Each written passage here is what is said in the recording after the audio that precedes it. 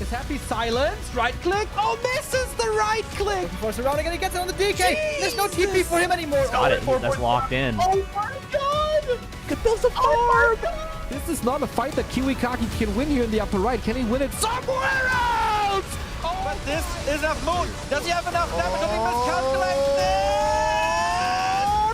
no way! Last serious! tunnel dead.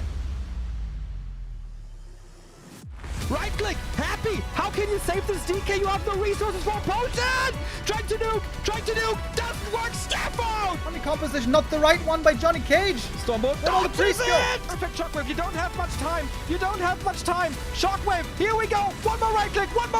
Lin, Guagua. Oh!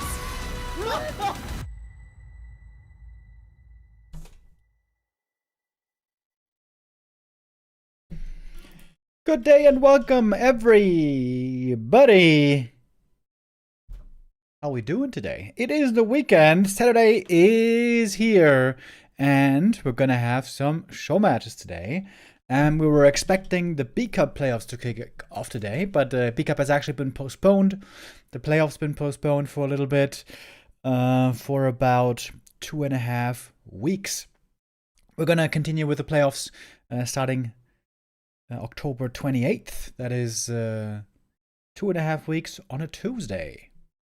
Yo, Zedlostroy with the resub. Thank you very much. Thank you also, Roffel die Katz with the resub, just as the intro was playing. Yeah, there's supposed to be 2 show matches today. With Infi versus Forti and a 2v2 Fly and Infi versus 1-0 and Colorful. That is what I was told in the admin group. I hope that's true, because right now I am not seeing any streams online. Is it a different time in China now? Because normally now everybody is streaming. No, 7 p.m. This is usually when the prime time Chinese streams and, you know, entertainment hour begins. But right now nobody's streaming. So I hope that I was not misinformed. Yesterday we had the L Cup as well, where Starbuck ended up doing really well. The B Cup, in case you guys tuned in for this today, again, it's going to be happening later. Forti and Infi are in the lobby right now. Okay, that's good news. Thank you again, Stufka. These are, by the way, the matchups for the playoffs that we're going to be seeing. Like I said, B Cup continues on the 28th. Happy versus Kaho. Ooh, that's a sick match. 1-0 versus Colorful. Night Elf versus Undead. Festivities. Soin versus Sock. Focus versus Life. Really good games here. Love seeing this. Lower bracket. My favorite. We're going to have 2 Night Elf mirrors in here. Infi versus Moon as well. God damn. Round 1 lower bracket is Infi versus Moon. Really high level match. Jens versus Neutron. This will likely be a very interesting Night Elf mirror, actually. Both players often will not go bears. I wonder if it's going to be something special presented there. Death Note versus Pink. That's a good game as well. I think by far Death Note's best matchup is against Undead. At least it used to be. I haven't seen him play in a while. I think Death Note has pretty good chances here. Death Note, who also had lots of games on War 3 Arena. War 3 Champions, I mean.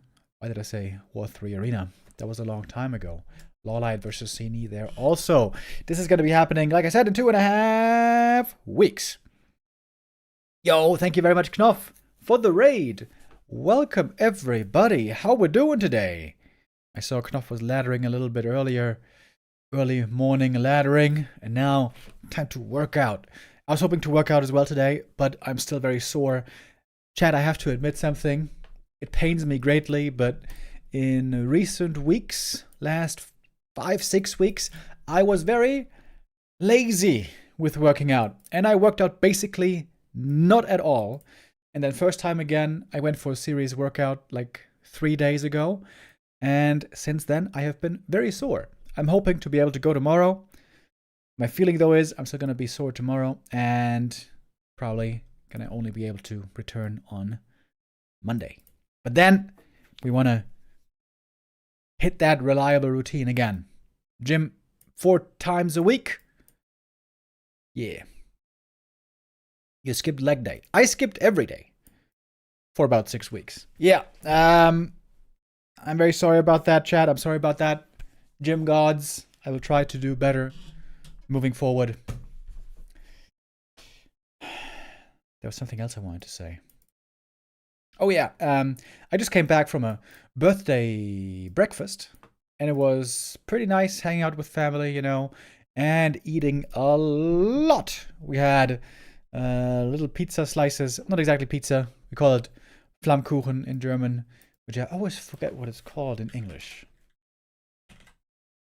This is like French and German cuisine. Tarte flambée. I don't know if that's familiar to anyone outside of Germany and France, but beautiful. We had that, and we had cake, and we had Nutella, and I had a lot to eat today. So if I'm sometimes in the middle of this cast, like bloating up and going like, then you will know why. I hope you can bear with me today. So Stufka said Infi and Forti are in the lobby right now. Let's see how that is going. So that means they should be streaming then, I imagine. What city do you live in Germany? I live very close to Frankfurt. Okay, wait a minute. Is this a BO5, by the way? 400, 100. I don't know what Infi is going to play, by the way. Is this going to be Human Mirror? Is he going to try Undead again with Dark Ranger? Is he going to try something else? They are waiting for Forti. Yeah, maybe Forti is still busy working and has to hustle back to the computer. That's okay, though. We got some time. Forti versus Infi is play all 5. Damn, Stufka, you are so good. Stufka can answer all the questions. Pog champ. Play all 5. 2v2 is play all 7. Oh, shit. Okay. I don't know about you, chat, but I have not seen a 2v2 in forever. What do we play in 2v2 these days? We're going to have all 4 races represented, I think. Fly Infi with Human Orc. 1-0 with, in Colorful with Night of Undead. Last time I saw a Series 2v2 tournament must have been last year. And I feel like in the new age of 2v2, Human Orc duo with tier 2 pushes with heal scrolls and so on looks really strong. Many, many years ago, it seemed like we also saw Undead Night Elf do pretty well with like Potom Hunts and Fiends and all that. I feel like I haven't seen Undead Night Elf do well in forever. So I wonder what that's going to look like later. Hopefully not just a 7-0 for Fly and Infi. Infi also has just always been a 2v2 expert. I don't know why. It doesn't seem like he's practicing it a lot. It seems like Infi plays random on ladder, and he plays direct strike quite a bit. A man after my own taste. Dude, direct strike, by the way, has been going so awful for me this season. Guys, look at these pathetic stats. My stats in direct strike. 14 to 23. I got a 37.8% win rate right now. I've been losing so many games. And I dropped like 150 MMR, which is not that big of a deal. You know, direct strike, it's not that important. But I feel like I've been getting very unlucky with my teammates. My teammates have been throwing so many games. Holy hell. They've been testing my patience. But since the new season, I have not been so bothered that I started rage quitting again. A couple of weeks ago, in the old season, I got banned for like 3 days because I rage quit 2 games, 2 games back to back. Because again, I was losing because of my stupido teammates. I had a game, I think it was 2 days ago. I was playing against Frankenstein. I think he's a pretty known direct strike player. And he rushed tier 3. I hate the tier 3 rush bullshit. And he had Worms with Frenzy right away. And I think he even had tanks. And this is mixed mode. You cannot even perfectly draft your comp. There was literally nothing I could do. I went Archmage first with Water Elemental, which is normally very good against tier 3 rush against air. And I couldn't do anything. Couldn't do nothing. I hate the tier 3 rush bullshit. I've begged so many times that they put a timer on tier 3. Like maybe 7 minutes, 8-minute timer. B2W hype, B2W rip. But they don't want to do that. Yo, original Mac Daddy with the resub. Thank you very much. Is this the limit of this mode? I don't know what you mean by that, buddy. What limit of what mode? On Friday, by the way, guys, I went shopping for the first time in forever. I hate going shopping normally. But I am now 34 years old. And sometimes I feel like in some things in life, I am not properly mature the way I should be. So my brain has come up with this thought that I need some suits. Right? As a grown man, now in his 30s, I feel like you should own a suit. So I've been trying to go suit shopping. And I want to get a gray suit and a tan suit. I got a black suit already. So I went looking for one for about 5 hours. And I found nothing. Nothing on Friday. And I was trying things on. And I said, I didn't like that, didn't like that. Don't like the cut here. Don't like the color here. And you know, the dude working at the clothing store, he knew a lot about suits, obviously. And those guys, I don't know if they get commission or not, but I kept declining. I kept saying that I don't like this suit so much. And at some point he was like, oh my God, this suits you so well. Oh my God, this is the perfect suit for you. And like, okay, but this is like a dark suit, you know? It was like a dark blue suit. I was like, I was looking for something tan or gray. And he's like, yeah, but you know, sometimes you just got to go with the flow and that's the suit for you, right? That's the one you're going to get. And like, nah, man, I don't really want to get it. He was so pushy. It's like, nah, man, I'm not feeling it. And I'm like, he told me that the brighter colors are more available for the summer season, so coming out in spring. So now during winter, apparently suits are more darkly colored, which is, you know, not the thing that I am looking for right now. So I was like, I told him, I think I'm going to come back in the spring and then look for, you know, brighter colors that I'm looking for in my suit. And he was, seriously, he kept pushing. He's like, don't you want that other suit?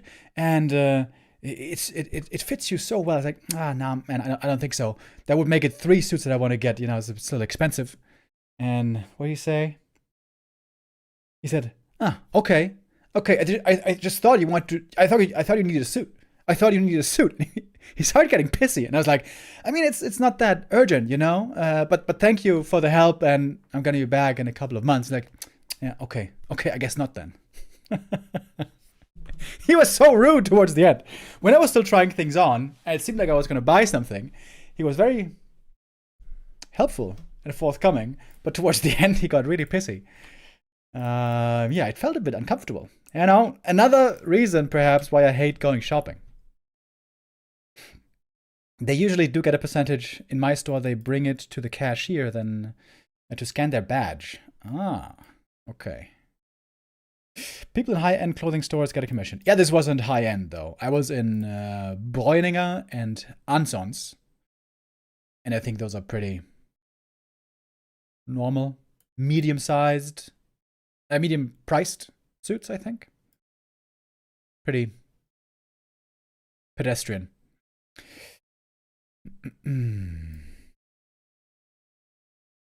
Worst thing about IRL shopping, no Control F. Yeah, I ordered one suit online as well because I couldn't find anything offline at LAN, so to speak.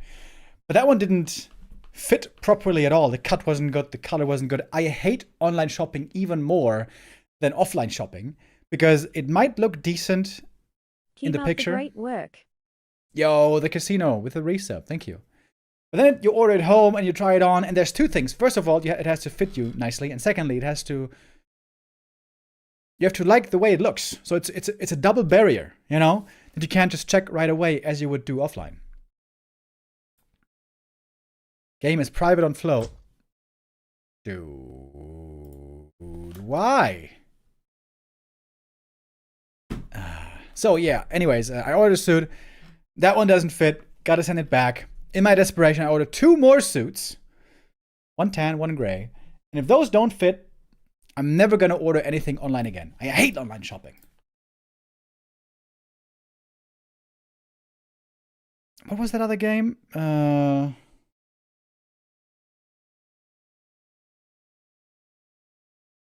think it was 1-0 versus... Yeah, the 1-0 versus Infi series the other day. They also had no Flow TV.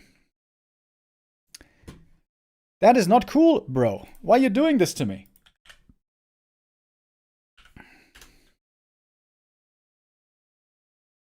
Okay, I think we're gonna have to restream map number 1. Why are they doing that, though?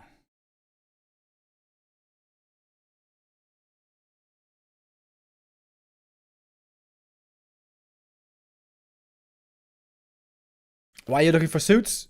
Yeah, I feel like I just... You know, a guy should have some suits. That might sound stupid, but yeah, that's the way I feel. Also, I haven't got any clothes in a while.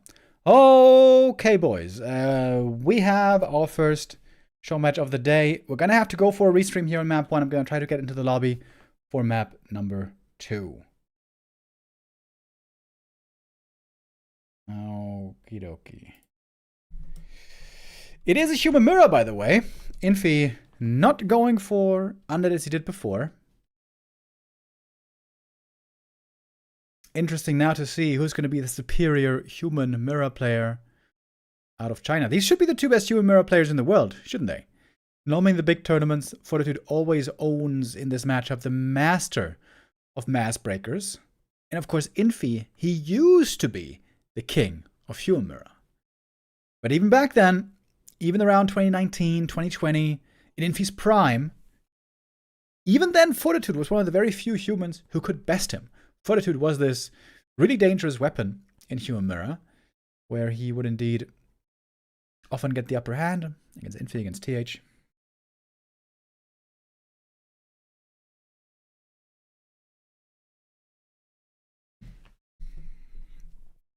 Thank you, Big Bear, with the resub. I hate suits so much. I have one for weddings just because I have to, but I never wear it otherwise. I actually like dressing up in suits for special occasions. Like when you're going out to a, you know, a nice evening dinner, or I don't know, to an art gallery or something. I like it kind of. It feels like a special occasion. But it's a very personal taste kind of a thing, of course.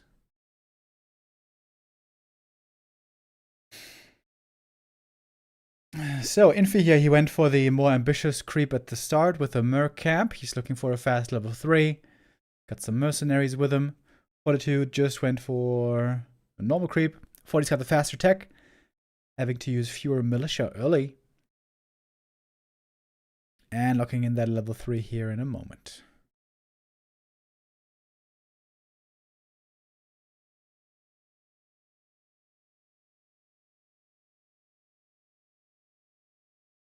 I'm more of a jacket kind of a guy. Yeah, I don't really like that at all. When you're just wearing chinos or jeans and then, you know, I don't know, t-shirt or shirt or whatever, and then jacket on top. Nah, if a suit, then a real suit. I'm a suit purist, perhaps. First little fight gonna break out here. Forti, very unlucky. Got the Berserker ensnared. Oh, that's really bad. That is by far his most important and expensive unit for the early game.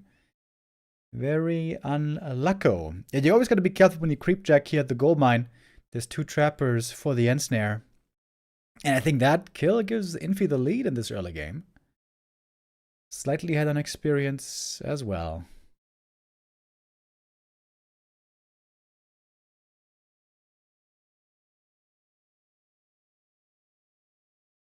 There's no in-game sound. Yep, true. We're on a restream right now. If I turn up the sound, then we're gonna hear 1-0 talking. It's not like that we hate to hear 1-0 talking, but We cannot understand him, unfortunately. Maybe there's 1 or 2 people in the chat even who speak Chinese. What are the odds? What are the odds that there's 1 or more people speaking Chinese right now? I feel like not that low, right? I feel like nowadays, especially when you're studying something, there might be a chance that you're learning Chinese. But most of us struggle with 1 or 2 languages already.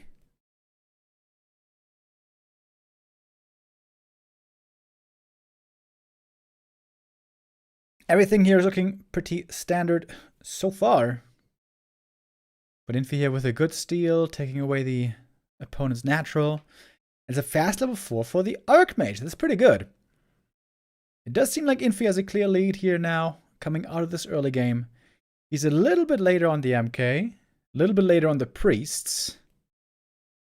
Outside of that, though, this early has looked very nice so far. Fear Flare says he is in China right now. Is Twitch banned in China, by the way? Is it blocked by the firewall? Do you need VPN for Twitch in China?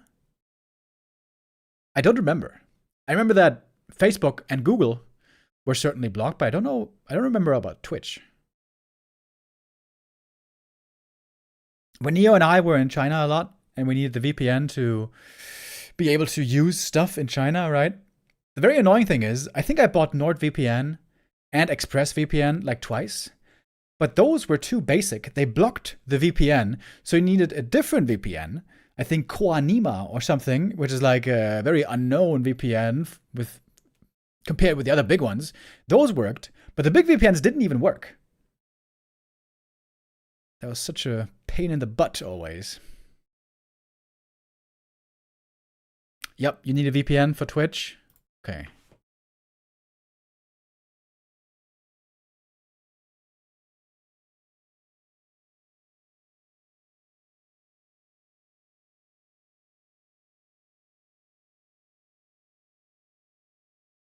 Got some nice items here on the MK440 though, and he was able to catch up on experience on the Archmage.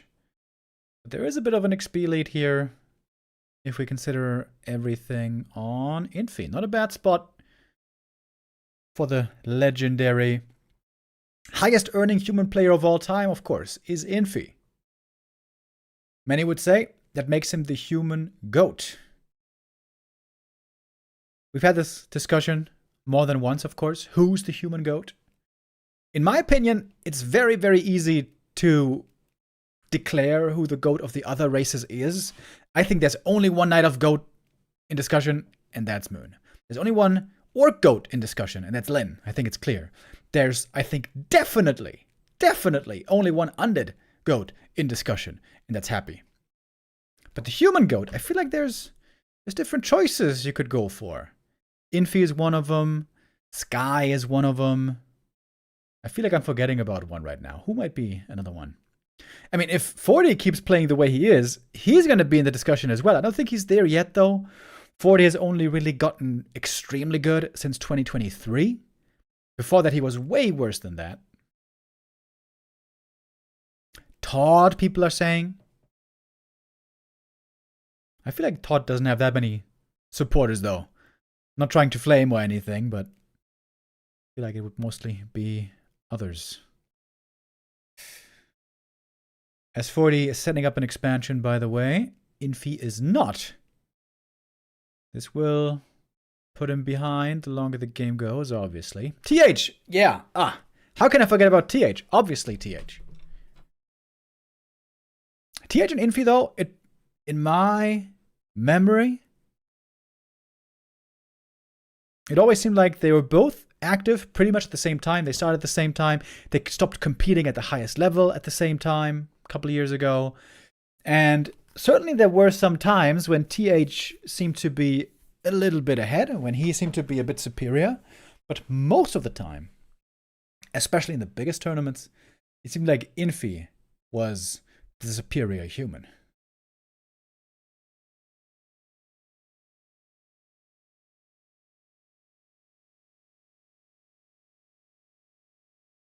Todd was very good in the good old days, but he didn't win as much as others.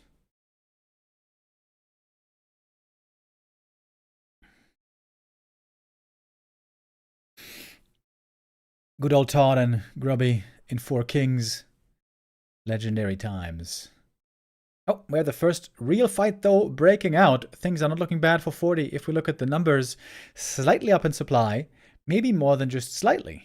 Of course, Forti had the expansion up a little bit earlier. He is here in the blue, hunting for priests quickly. And indeed, Infi's priest numbers are going down fast. Infi, though, with more mana on the MK. Oh, Archmage, if he gets Storm Bolted here, could have been dangerous. Dispel. Getting rid of these elementals pretty easily. Fast level 5 for Infi, by the way. Goes for the level 3 Brilliance, as they always do in Human Mirror. And I feel like Forti, you know, most Human Mirrors, the game looks even, the game looks even, the game looks even. And then at some point, you look at the supply, and Forti's up by like 20. Always seems to be etching out a little bit of advantage here and there throughout the fights. Madfrog was also pretty damn good sometime, I remember. Yeah, this was definitely before my time. I joined into the Warcraft 3 scene and started watching tournaments pretty late. I think I started watching in 2007. Many Germans will remember Game Sports days. Game Sports with Kaldor and Orcish. That's how I first, I think, got introduced to the scene. Especially Orcish, I felt like was such an amazing caster. Really a shame that he never went full time. I think his English also wasn't that good, but his German casts were absolutely phenomenal. I'm sure many Orcish fans are still here in the Warcraft 3 scene today, even now in the chat. No Grubby mentioned? Yeah, Grubby deserves a mention as well, of course. He was legendary and amazing. Even I saw that when I joined in 2007. His biggest successes perhaps he got in like 2004-05.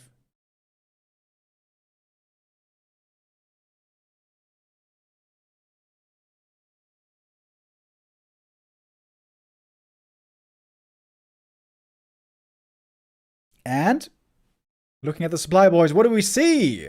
We see Fortitude once again having the lead. Gets another little freebie kill right there. He is up a level and down a level between the two heroes. That seems to be now clearly up in this game. Orcish and Walk TV, hell yeah.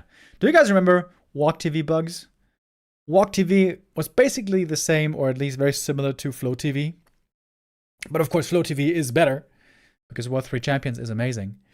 But yeah, Walk TV was the precursor. That's what inspired Flow TV. Where you could also join Observer Games and so on. You know how it works.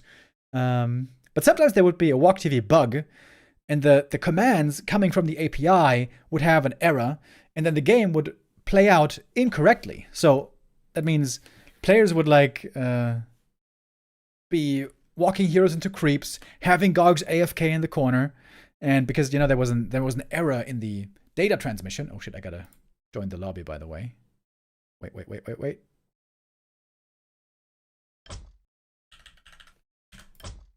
Hey, I'm in the lobby.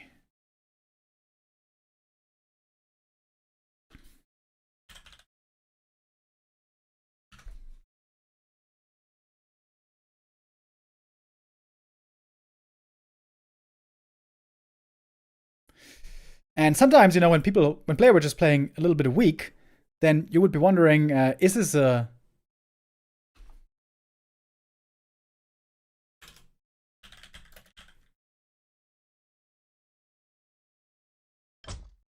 Is this a Walk TV bug, or are they just playing poorly?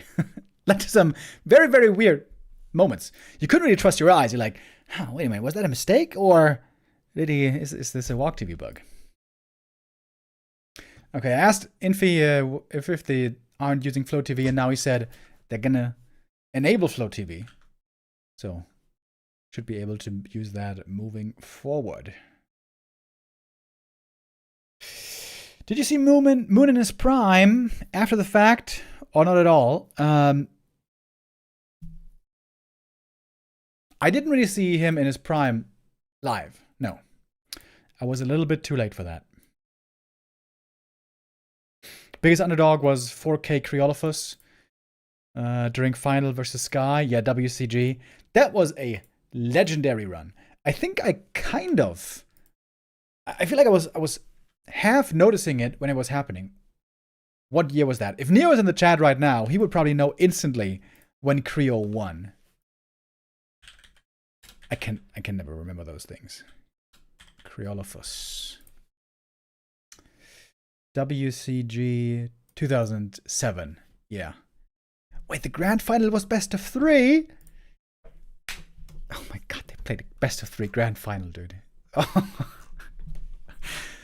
Oh, dude, WCG. The tournament. How did they have such a garbage tournament format for so long?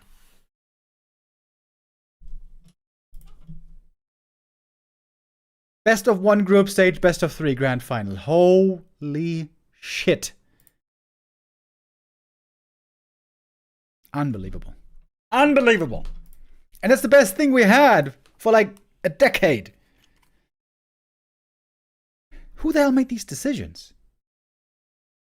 Oh, ridiculous.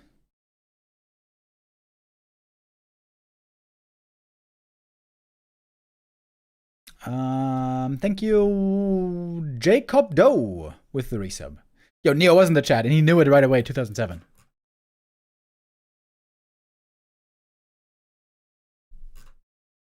Okay. We have... Is the game starting? Not yet. I think I could have answered none of these, like, immediately. So 2003 was Insomnia. That kind of seems familiar. 2004, I think I would have known this. 2004, Grubby. I think I would have known that. And Sky, Creo, Grubby again. Wouldn't have known this. 2009, Infi. Wouldn't have known this. Remind, okay. Ted, I would have known that. This was legendary. 2012. This was when Undead was still very weak and seemed not competitive at all on the top level. I knew about that, in fact. Then TH won the last WCG before the long break. I might have known this as well. 2019 Infi. I was there when this happened. And then WCG 2020, Fly. I should remember this.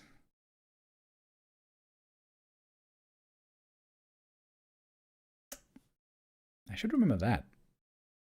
It was online. Don't remember this, to be honest. Yeah. Online tournaments, they enter and leave my brain.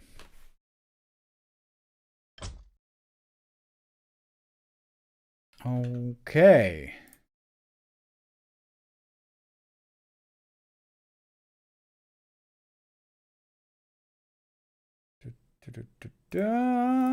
Next game coming up. Infi versus Forti.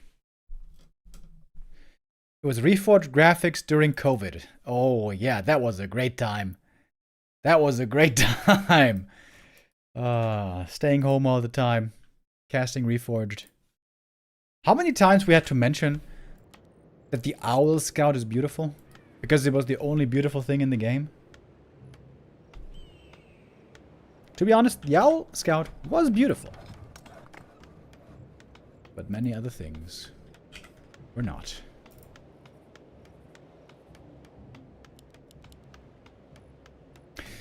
Remo, can we get a Gamba? Okay. Donovan, by the way, I don't know if you know this, but you are the #1 Gamba addict in the chat. Nobody asks for more Gamba than you.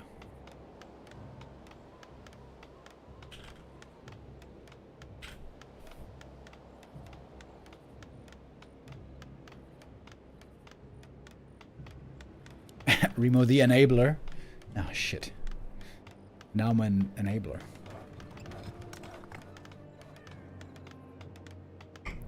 Anyone, do you guys know the Romeo story which killed Warcraft 3 on Korean TV Thanks for the great casting, Remo.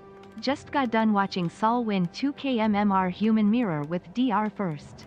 Yo, DrussellD99 with the bits. Thank you very much. Human Mirror Dark Ranger. Yeah, this is something that Infi has also played a little bit, I've seen, but apparently not so far today. Dark Ranger, we've been seeing her creeping in a little bit in the meta, but apparently not here.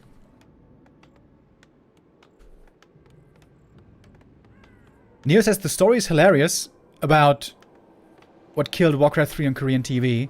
Yang Feng says it changed the trajectory of Warcraft 3 in Korea.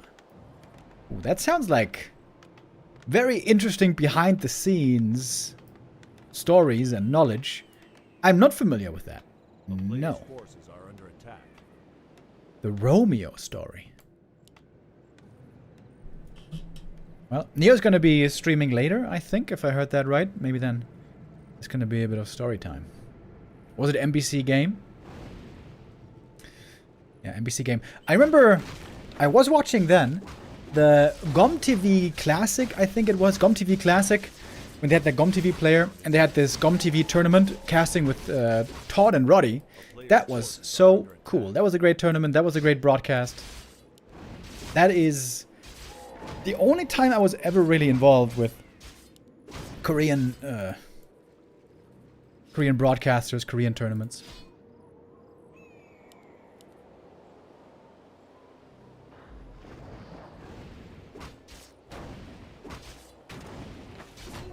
They used maps where orc units were buffed. Oh my god, they had their own balance for the tournament? Wait, was that intentional or was that an accident? Or was that like corruption? Okay, that sounds a bit crazy. Speaking of Gamba addicts, we got Lado in the house. Good morning.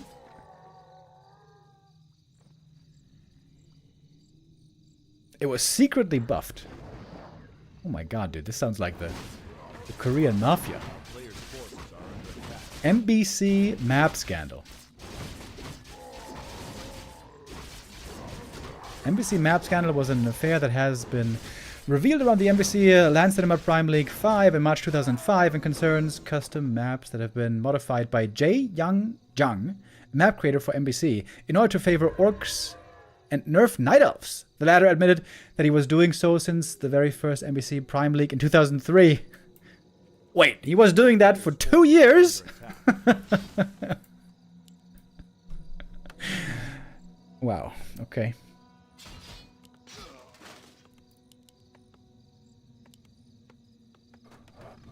Koreans, man, they go hard.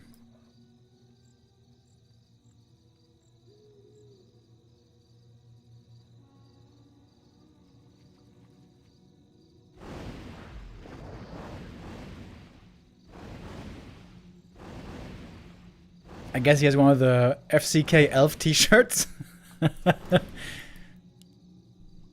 we have to send him the link. He's gonna order like 20 of them.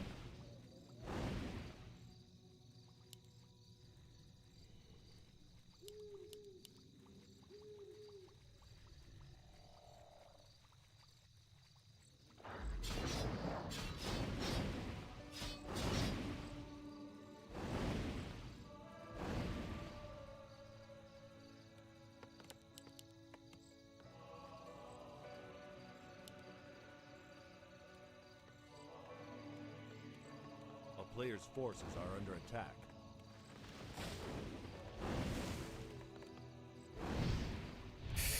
By the way, so far in this game, not too much has happened, but I feel like we should maybe start talking about it a little bit.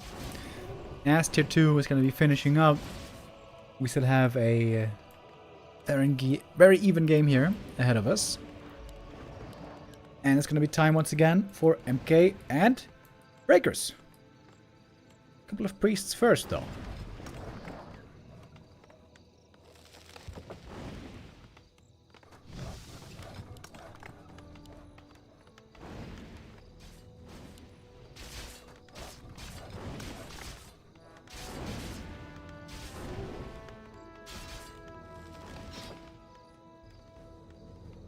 What does play all 5 means? This means we play all 5 maps.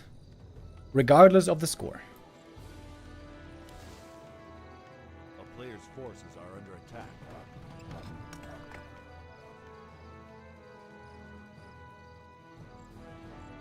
I had 2 Red Bulls earlier, by the way. I am very sensitive to caffeine. I feel like my brain is running on battery acid right now. Feels strange.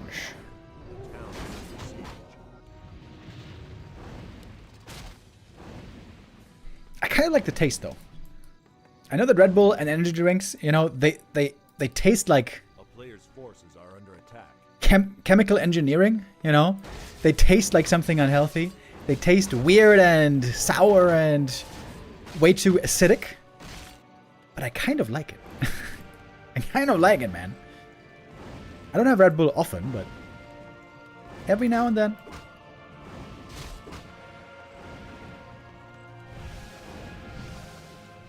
Coffee is better than Red Bull. Yeah, I don't like the taste of coffee at all. I feel like it smells nice, but it tastes like dirt. You've not been around at Moon's Prime.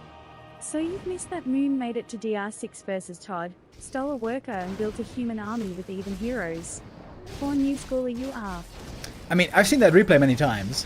I've heard that story many times. I've seen it, you know, after the fact. The Blood Castle, yeah, very legendary. But I didn't see it live, indeed. Player's forces are under attack.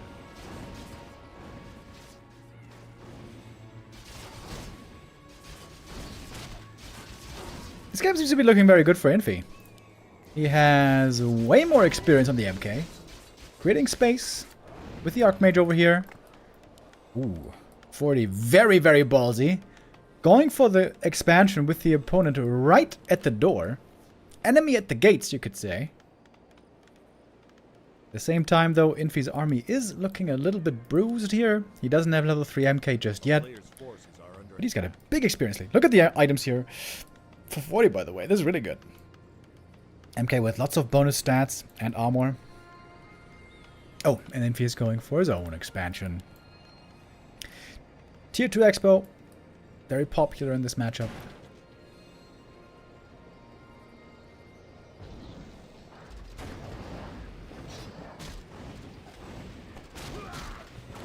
What's better here? Level 2 MK or level 4 Archmage? Infi with his harassing AM didn't need to create space for the second hero, but he's going to be far behind on the first hero experience. Oh, Archmage almost surrounded. Now he certainly is stuck. TP gonna be necessary. Oh, Stormbolt a little bit too late. Still looking very even here. Expo timing basically equal. Experience and supply. Very comparable. Again, bit of a difference on first hero and second hero. Second hero almost sounds like Sekiro. I've never played any of the Souls games. Those are also on my list of things that I want to play / watch. But I think if I like them, Sekiro is going to be the last one I play. Elden Ring, obviously. I've seen some Elden Ring streams, although I try to watch very little, not to spoil myself. But it seems like a really cool game. I want to play Elden Ring at some point. But what I wanted to say was, I have lots of friends, actually, who play the Souls games. And almost everyone, almost every single one said that the Sekiro is a bullshit game. And it's way too hard for no reason. And it's not fun. They make it sound like a very masochistic game. Which makes me kind of curious. Is it really that unnecessarily hard? Is it bullshit? Or is it just like playing against Night Elf? Very annoying, but also very rewarding when you win. You know, I played against Night Elf for many, many years. You could call me masochistic, maybe. Player's forces are under attack. Level 3 now for Forti as well. So, like I said earlier, Forti tends to always come out ahead in these human mirror brawls. Let's see if this happens this time as well. Not going for the surround here. Seemed like there might have been an opportunity. Neo says, once you learn how to parry, it's okay. It's very parry heavy. Oh, MK kill, by the way. This is just what Forti does, isn't it? I feel like I haven't seen Forti lose a Human Mirror fight in like months. Certainly when he's ahead or it's an even game position. But I also feel like when he was a bit behind, he still ends up winning. The Mad Lad. Best player in the world right now. If we trust the low standings.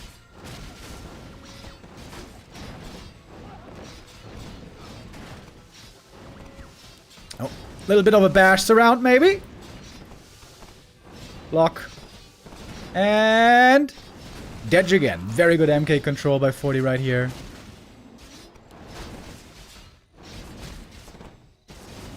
Yeah, this game's over. 20 supply lead once more. GG.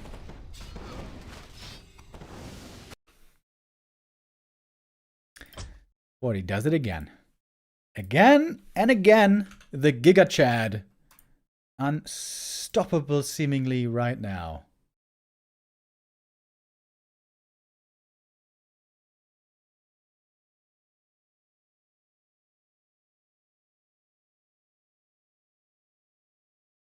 Um, 2-0 up is Fortitude.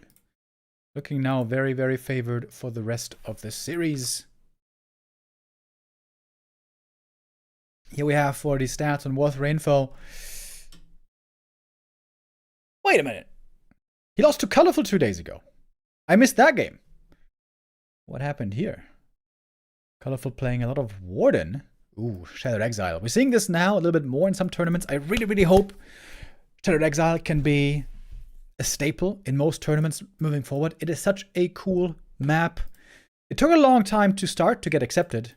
Not trying to jinx it. It's not really accepted yet, but it might make its way up there, hopefully. This map came out like 3 years ago, maybe? From Mafe. Wait, was it Mafe? Yeah, it was Mafe. Great map maker from Deutschland. Yeah, I didn't know about this loss here, but I wanted to say, look at all the wins. Forti's been locking in. It's almost all in the white here. Losing a game to Lawlight in the WSB, still winning the tournament. Tianhua Cup. I didn't watch this one. This was just a show match, I guess. Colorful though. He's a great player. We know that.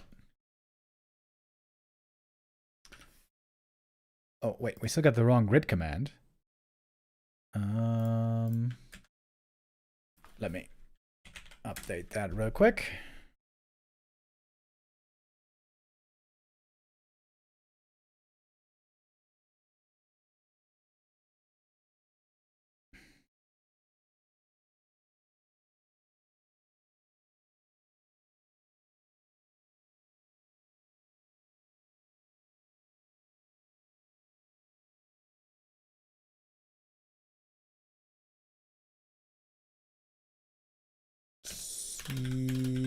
Tianhua Cup 2.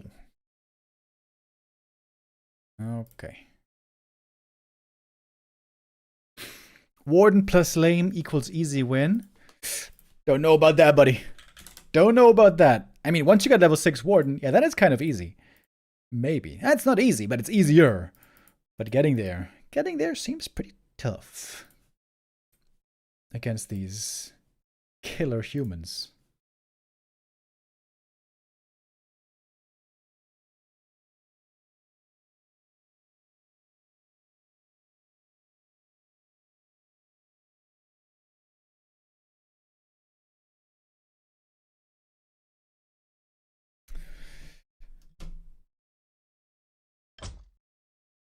Oh, damn. They got map 3 already coming up, boys.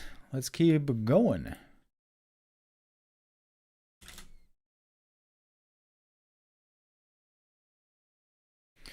Wait, what did Thunder say?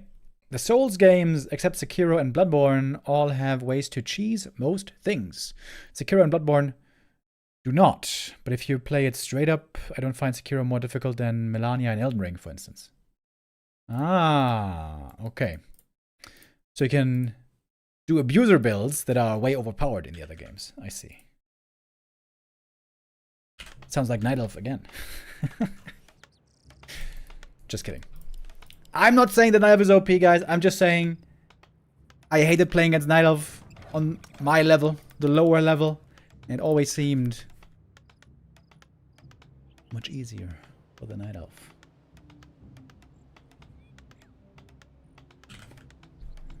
I'm not the only one who thought this, by the way.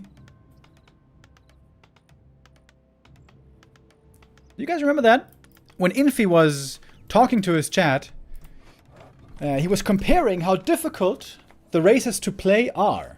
And he said that Human has a difficulty of 9 out of 10. Orc has a difficulty of 5 out of 10. Undead has a difficulty of 10 out of 10. And Night Elf, you can play as long as you have a pair of hands. You know, that wasn't me, that was Infi. So, I will let you do with that statement as you wish.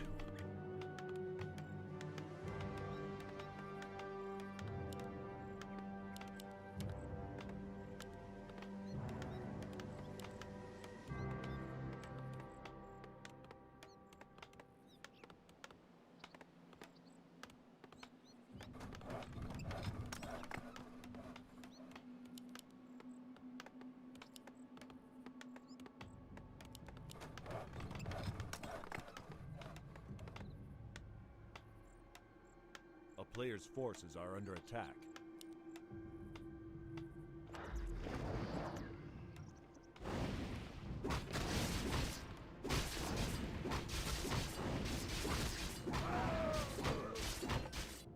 Differing creep routes here once again. Forti loves going for a fast level 3 creep normally. Gonna pick up that quick level 2 here at the Goblin Laboratory. Outside the main base, the militia could look for some more creeping, while the first hero Archmage is aggressive on the map. It's a very popular early game creep route. We've seen humans especially like to play this against orcs. I guess not against undead, not against Night Elf.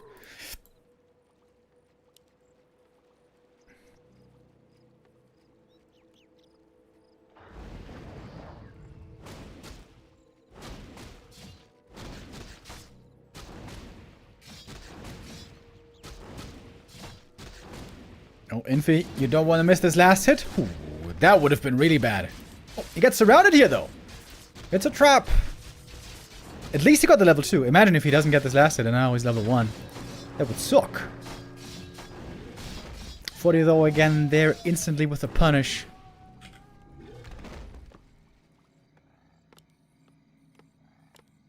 Infi does have the tech lead, though, so that's one thing going in his favor.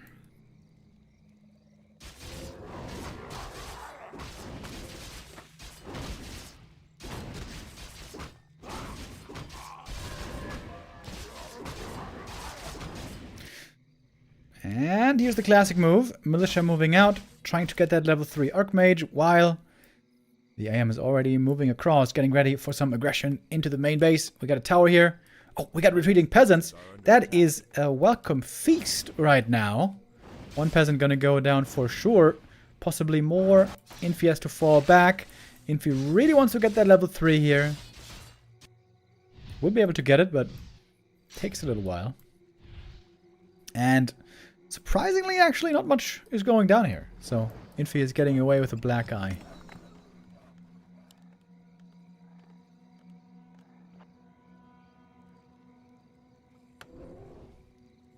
A player's forces are under attack. With the tech lead, I guess, Infi does have a bit of an edge moving into this mid-game.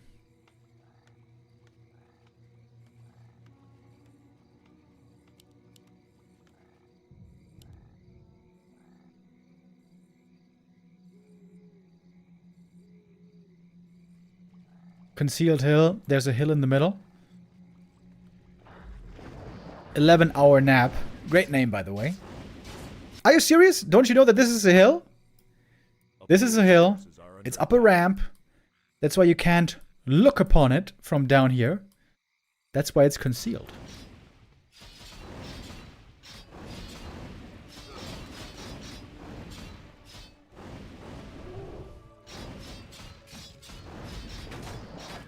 Oh, 2 footy trap. Damn, 40 finding these traps. Early against AM, now against footies. I guess he's not gonna get both. Ah, maybe he will. A player's forces are under attack.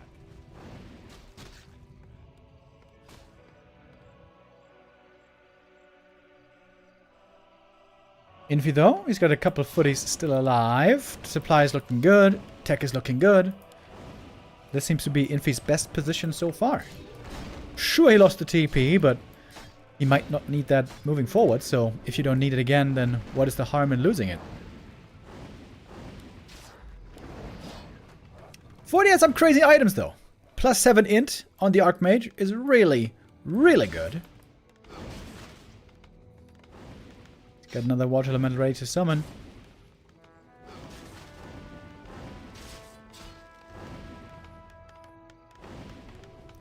But he's still putting on some pressure.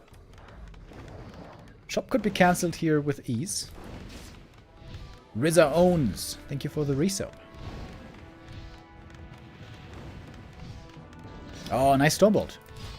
Saving the peasant. Maybe? Ah, never mind. Got the kill. W.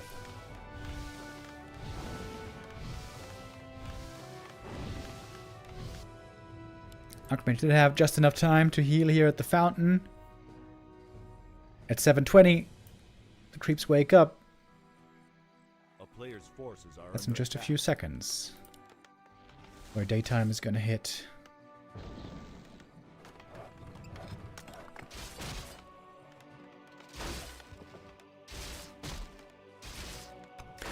And look at the supply. Infi is far ahead here. Seems like Forti needs to go for a specialty play to find a comeback, and this might be it right here. Going for the Ogre Lord. Infi, though, could be scouting it. Creeping up more. This is taking forever to creep, by the way. Shouldn't these footies be helping? Oh, Infi's here! With the MK. This game seems to be looking really good for Infi. Forti needs to bring the boys. Oh, Stormbolt on Illusion! Oh, big waste. Stormbolt now on MK. That's not an illusion. Oh, this is looking diabolical. This is looking so bad. Stormbolt trying to get the surround. There's no TP anymore, by the way. Oh, return! The Uno reverse card. Oh, Archmage dead. He can go for the Tavern Res, though, maybe. Man, this is such a weird position. Everyone's getting surrounded. You get a surround. You get a surround. Everybody gets a surround. MK. Oh my god, he's dying as well. Aha! Ogre Lord! He gave him the club. Boom! Headshot. And what now? Well, Infi still has the supply lead, clearly.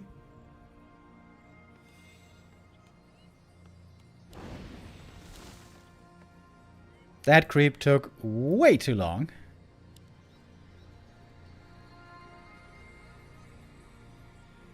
A player's forces are under attack. I guess Infi's still in a good spot, though.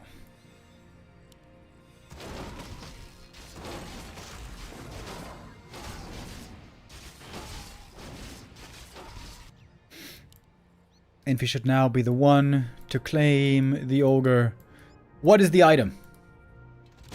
Was all the fighting over it really worth it? There's a couple of great items here. And a couple of duds. Brilliance Aura. Well, that's not useful. But it is good gold. Infi is again, 40 I mean, again, trying to expo. A player's forces are under attack.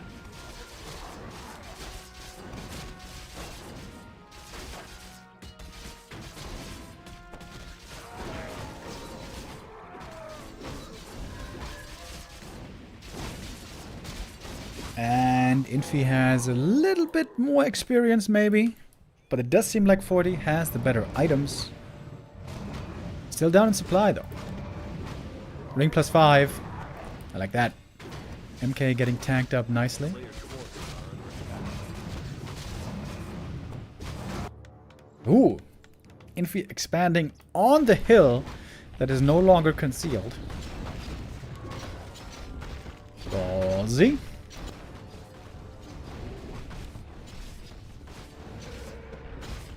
Nice sentry ward. Gonna give him really early intel as to the opponent's movements. Is he gonna scan it? No. MK gets the Belt of Giant Strength. It's a great item. Almost level 3. Both MKs almost level 3. Infi needs only one more kill. Oh, no Arcane Tower here. This expansion is very attackable. Maybe Infi has enough to just win here. He's got the way bigger army right now, it seems. Militia, badly needed to hold on. The town is under siege. Breaker production only really starting now. There we got the double level 3. Infi with a bit more mana on the MK, also because of the one of mana stealing. But way worse stat items. And I feel like these stat items go a long way on the frontline Mountain King. Eats a Stormbolt. But look how tanky he is. Look how tanky that dwarf is, baby. 1125 HP. 8.6 armor. That's damn nice.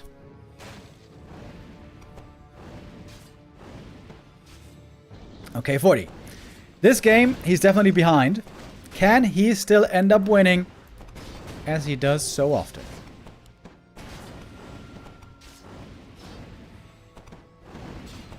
Dondo is saying 40 is ahead now. Don't want to question Dondo. All of a sudden he is ahead in supply. Another Stormbolt, another kill!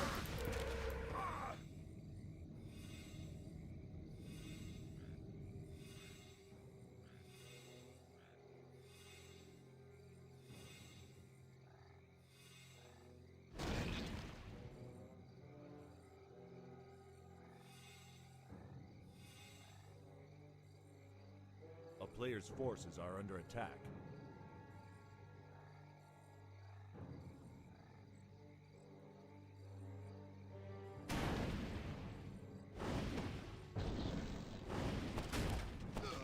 And that's level 5. Nice and early. We're going for...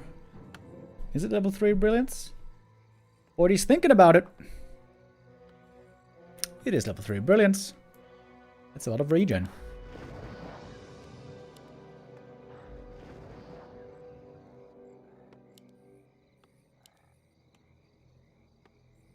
Forti might be waiting for the first armor upgrade. It's gonna tie him up evenly with the opponent.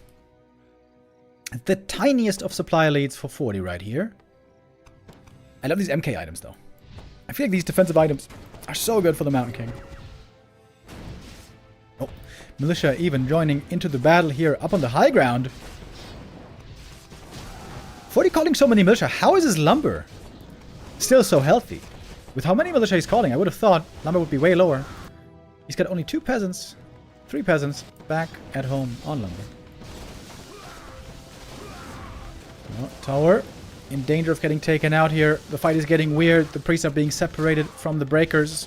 Archmage! Hammer to the face! No TP anymore! Oh, surround! Ooh, he almost got out, but he cannot.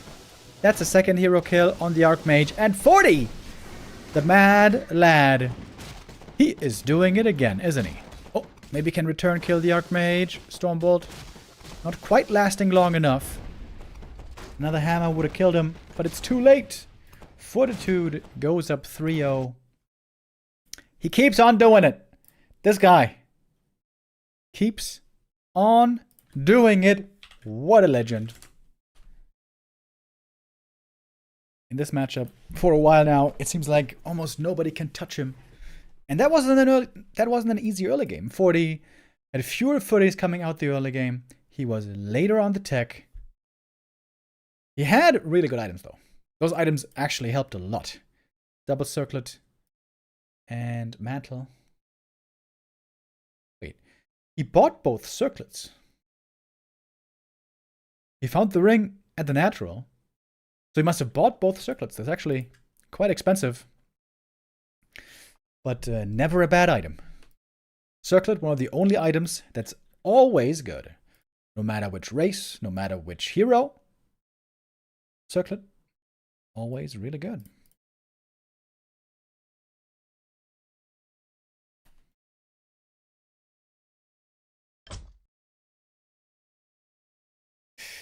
And looks like we just keep on rolling here as map 4 is coming up right away. Twisted Meadows. Twisted Meadows. We've seen no early expansions yet, but always tier 2 expos. Might the big map, the unique map, bring us something different? Let's find out.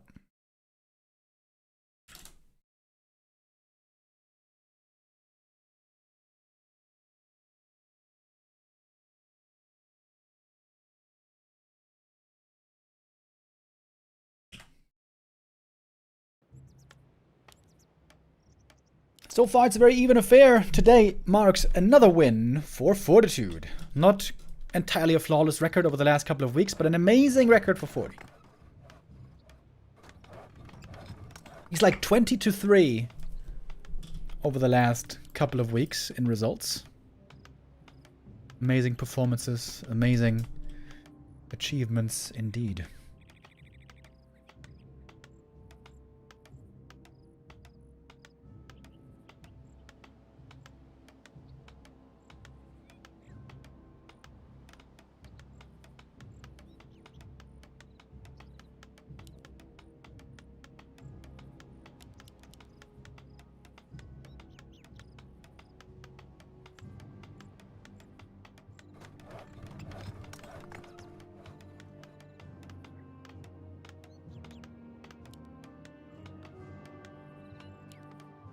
Arcbridge first opening every time.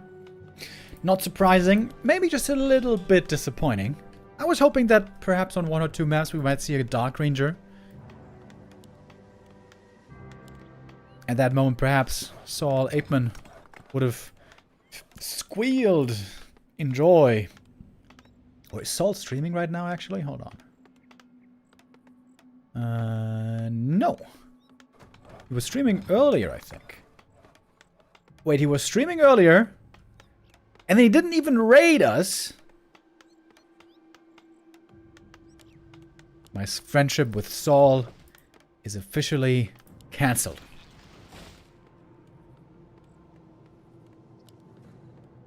Take that to the bank.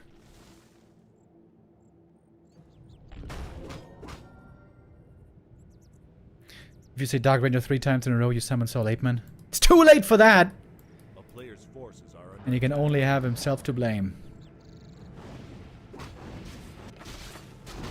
Infi goes for the merchant first. Huh. I'm not familiar with this creep. It's the same item as the lab. It seems weird though, because it seems like this camp you can creep easier in the mid game, because you're always somewhere in the center. Especially when you have MK. Whereas creeping this camp later, it seems to take a long time. You're in the corner of the map then. Let's see how Infi's gonna play this out. The great thing is you can buy Circlet early. You get the big tome early. Lionhorn is similar. Same as a Circlet. It's always a good item.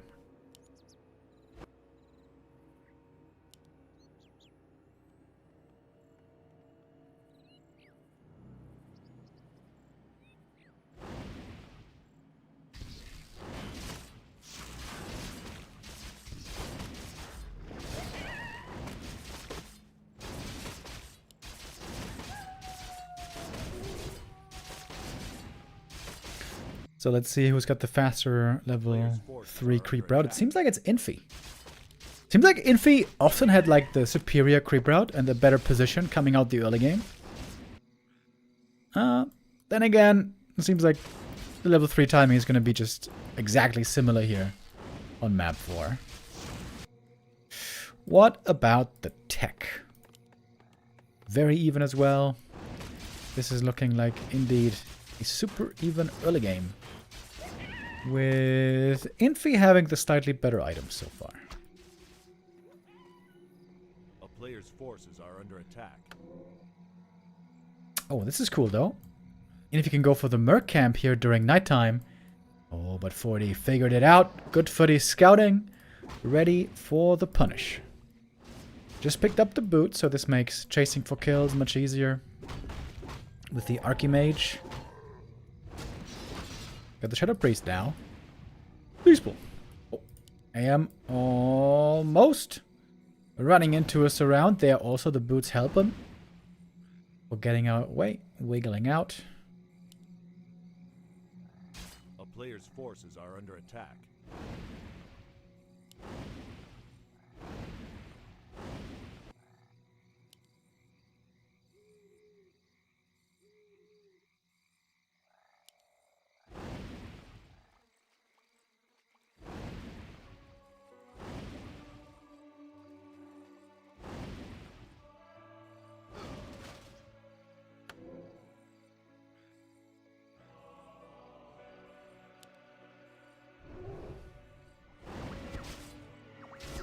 Peaceful. Yeah. Not too much has happened yet. I guess Forti successful in his attempt of stopping this creep. A player's forces 5 footies versus 5 footies. Infi right now with the slightest edge, having Shadow Priest, but a Shadow Priest with very little mana.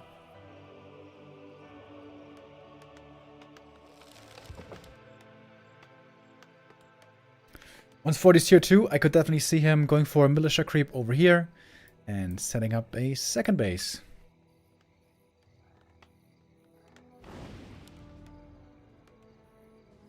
A player's forces are under attack.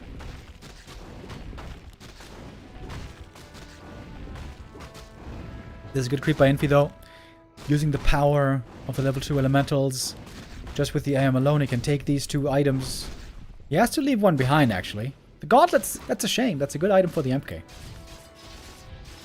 Forti though, he realizes, wait a minute, the Archmage is gone. So he can look for a little bit of aggression here towards the opponent's main base. But Infi seems to have a good defensive setup.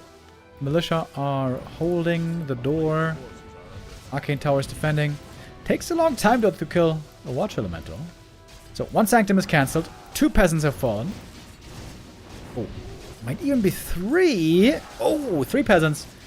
This makes expanding now very hard for Infi. Lumber is going to be a concern.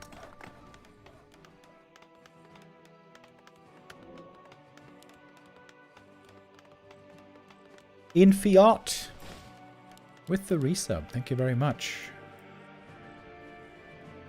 Forti falls back. He's not going for the gold mine creep though first. Gonna be initially going for the merchant.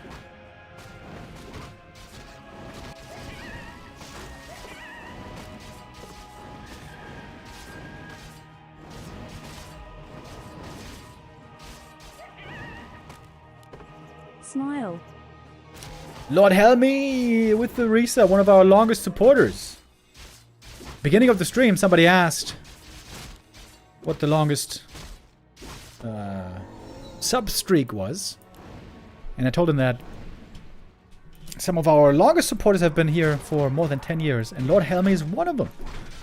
121 months. A player's forces are Okay, here come the militia boys. Looks like Forti is eyeing up that tier 2 expo again. Ooh, love these MK items, the double rings. Bonus armor and HP regen. That's real good. Rune bracers. Also pretty good. But outside of that, MK very naked. Ring plus 5 here would be great. Circlet. Also great.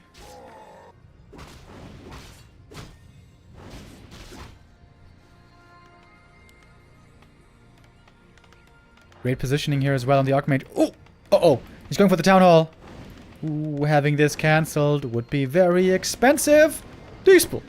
Quick! Dispel! Oh, it's too late! Oh! Look at the lumber for Infi! He doesn't have enough for another Town Hall. Oh, this is real bad. Real bad. Same time, Forti was creep jacking over here. Gets the level lead.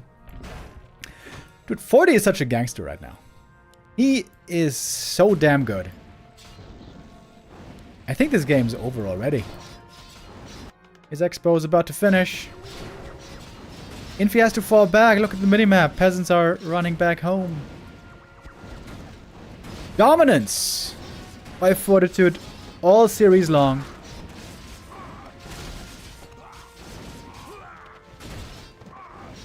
Still no level 3. Sag. Goddamn. Goddamn, Forti. You are looking good. Like, who is beating Forti right now? Especially in big tournaments. Who's beating him? In the WSB, Lawline did beat him once, but then got smacked in the rematch. First place, though, in the end, still went to Forti, because the game he lost was only upper bracket. Moon got close to beating Forti. It was a 4-3 grand final, but Forti came out ahead again. Forti is just absolutely devastating. Devastation! As we're looking toward the end of the year. Chat is saying Colorful beat him. Yeah, that's true. Colorful beat him a couple days ago. But that's just a show match, you know? I mean, it is still very well done. Impressive play. Don't get me wrong. But it's not the same as winning a big tournament. Just ask Labby. The big tournaments, the big games, they come with a little bit of extra pressure and extra difficulty.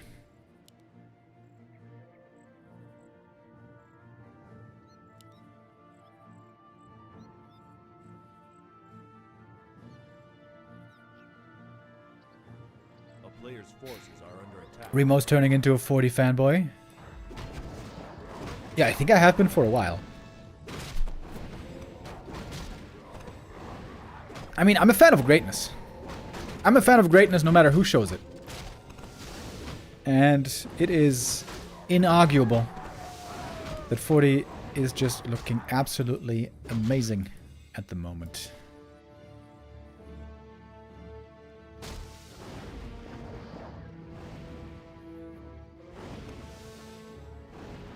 The player's forces are under attack. That's a lot of priests, by the way. The town is under siege. 7 priests. Okay. Forti's breaker numbers a little bit low right now, but that might be changing soon. Ooh, great timing on the militia. Uncomfortable sandwich that Forti finds himself in here. Priests again having to reposition. Here's scroll used. And more breakers reinforcing. Ultra tanky MK, by the way, for Infi here. Got a Catgust gem as well. And rings of protection and so on. The player's forces are under attack. Forti's gonna take map 4 as well. Great game. Great game. Just able to play himself into the lead. Knowing exactly where to look for mistakes and punish mistakes. Just outstanding. Forti playing outstanding right now. 4 and... Oh! Fortitude. Looking for the perfect scoreline here to finish. Hopefully Infi can get on the board at least. It always is painful when you play a play all 5 or play all 7 show match and you don't win any maps. Kind of sad. Every map won also gives you more prize money, by the way. So far, not much bonus prize money has gone to Infi. One more map for us, which is Echo Isles. I could see an MK first here, especially for Infi. Why don't we bust out something weird, huh? MK first has been looking especially amazing for Infi lately against Night Elf. MK first into a fast expo against Night Elf has been his most successful, I think, in competitive tournaments.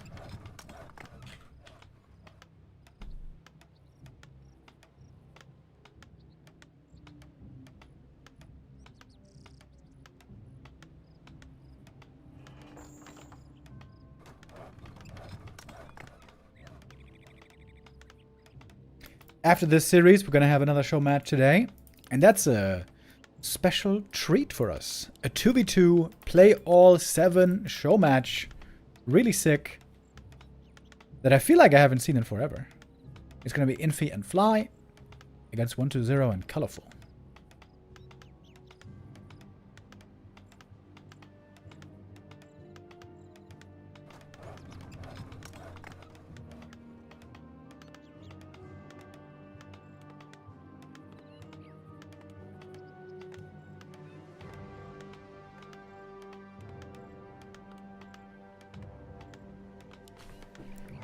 Guys, I gotta go to the toilet real quick.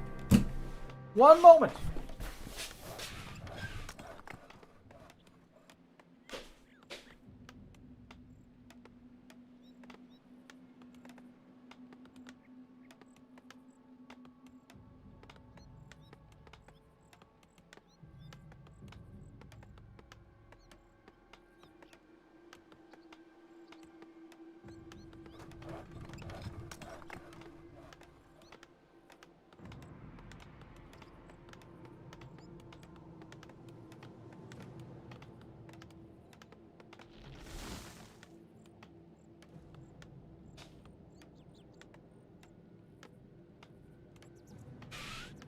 Alright, I'm back. And before you guys get weird ideas why I was so fast, I just had to wash my hands, okay? My hands were feeling a little sticky. Which might give you guys more weird ideas. Get your mind out the gutter. No MK though, it is just Archmage Standard again.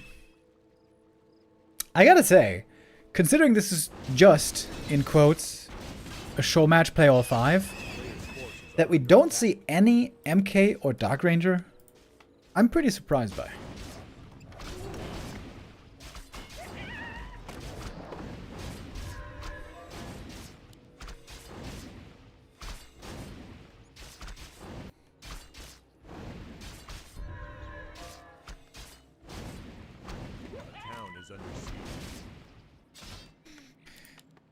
Ooh, I'm really feeling that heavy breakfast right now. If I wasn't casting, I'd be laying back on the couch right now, read 1 or 2 pages in my book, and then fall asleep and have a nice nap. Because I am full to the brim. There's another birthday happening later, by the way. So earlier, an older guy had his birthday breakfast. He turned 37. And then later on this afternoon, there's a little girl turning 5 years old today. So it's like a little, you know, family kids party. Depending on how long the cast is going to go, maybe I'm not even going to be in time to join. We'll see. But yeah, there might be more cake later on tonight. Which, right now, I'm not very, you know, excited for.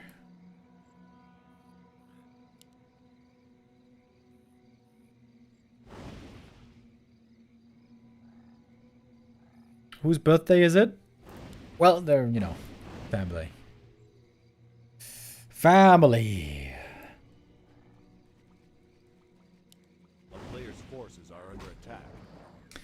Damn, 37 is old. I'm 38. Dude, I read this headline on Reddit this morning, I think it was. And that sounded absolutely impossible to believe. So it was a link to an article.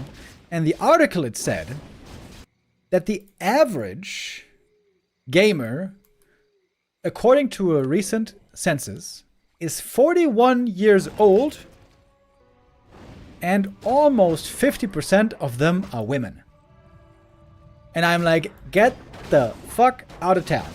As if that could possibly be true. Average 41, and almost half of them are women. No shot. No shot in hell. That is, I don't know where they took this poll, but there's no way that's true.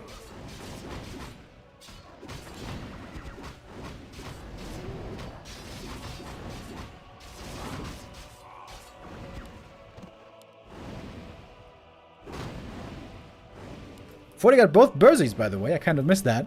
I was a little bit distracted here in this early game. A player's forces are under attack. Maybe with mobile gaming?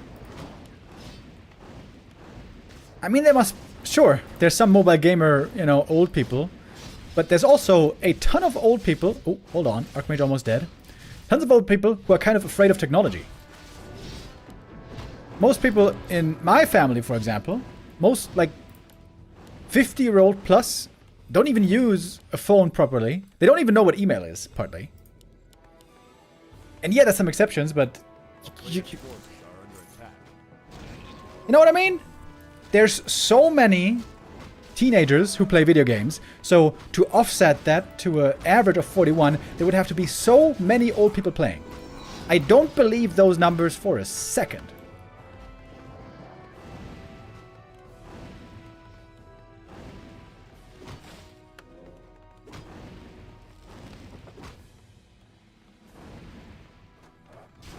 Donna says most studies suggest an average age of 36 to 38. I've read quite a few studies on this at my work. Lies! I don't believe your word, Dondo. Lies! A player's forces are under attack. Teenagers are all reading books. Really? I also have trouble believing that. Whenever I see young people on the street, they're always on their phone, and I don't always know what they're doing on their phone, but I very often see them using TikTok. But they're on their phones all the time.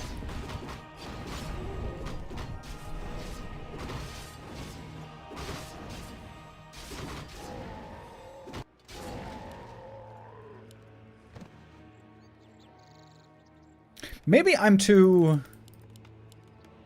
Maybe I'm weighing my own experience a bit too heavily here. Because when I was growing up, guys, when I was growing up, that was like 25 years ago, everyone around that age 8 to 16, all the boys, like every single one, was playing video games. All of them. Maybe that's changed. Maybe there has been a change. Believe it or not, guys, I'm not very familiar with young children right now. Which I hope will be on the record. Okay, I tried to make a little PDF file joke there. Didn't work. Never mind. Let's move on.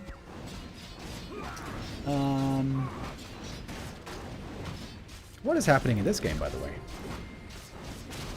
Infi's got a level 2 MK lead. He's got some good items. This seems to be Infi's best early game yet. Forti's trying to expand again.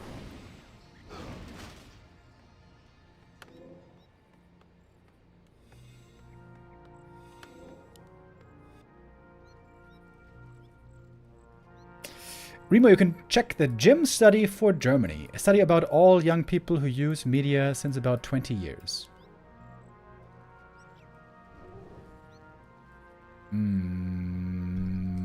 Thanks for the suggestion, but not very interested.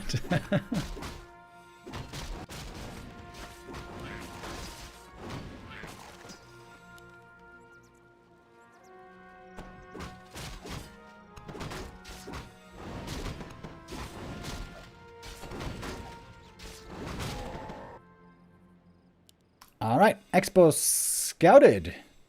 Infi got lots of kills earlier, but guess what? Forti is rebuilding fast. Here come the militia boys. They have a long way to run over to this expansion.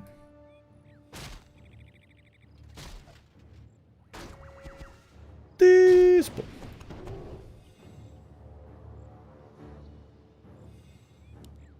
Alright, we got an Invo Potion. No heal scroll. Forti's MK is looking pretty naked. Ooh, what are the priests doing here? Priest's pretty far out of position. Would be a big kill here on the Burzy. That's some significant damage. Level 5 already. Wait, what? That is a very quick level 5. That's a lot of regen. You know, to be honest, I feel like when I watch Forti play human mirrors, I feel no tension. Because every time it seems to be this way, that Forti, he might be in a good position, he might be in a bad position, but in the end he wins. So, you know, I feel like I've read the script already. I don't know exactly what's happening in the first act and second act, but I know the ending of the third act. I know the climax. And that is Forti's gonna win. Forti's gonna win, isn't he? I mean, it's easy to say now. We see at the supply. Look at the supply. And that's just what he does. Is it meta to go Aura 3 on 5? Yeah, in Human Mirror at least it is. Because water elementals, I guess, are very unreliable in Human Mirror, with there being so much D-spell.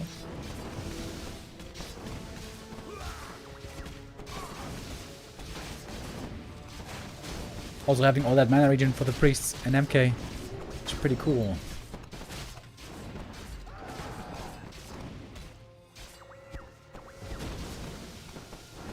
Infi is trying to work against the superior economy, but over long enough of a time frame that can't really work. Trying for a hero kill, can't get that. Forti very fast with the counters around.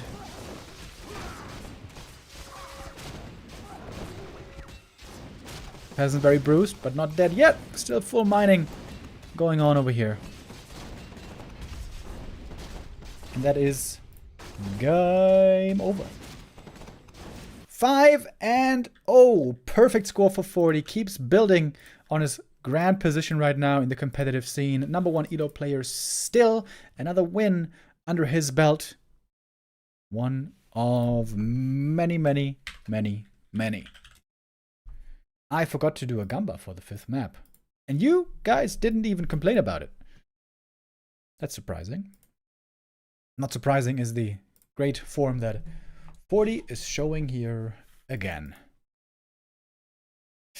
And with that, Forti has accomplished his task for today. We're not going to see him today again. We're going to see him in the coming days, maybe. What is happening in the next couple of days, by the way? Is it going to be time for WSB again? Because there's a bit of a gap in our calendar. We have BW Weekly Cup tomorrow, of course.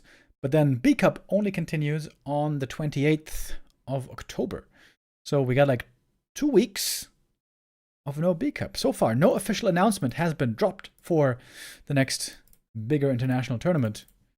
But these things can spring up very spontaneously all of a sudden in the Chinese scene.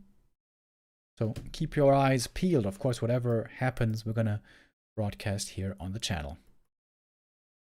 And there is indeed another show match, a second show match for today. And that is a bit of a specialty because it's a 2v2.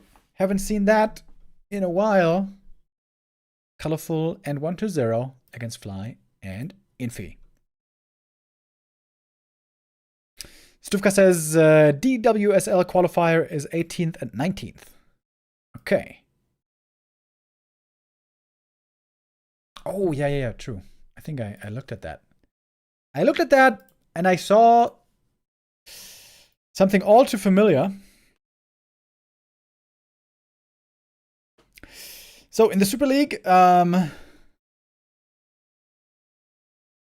Starbuck and Fly both confirmed that they won't be able to play the next season. So they are not participating for sure, which means 2 players minimum from the new qualified players are going to make it in.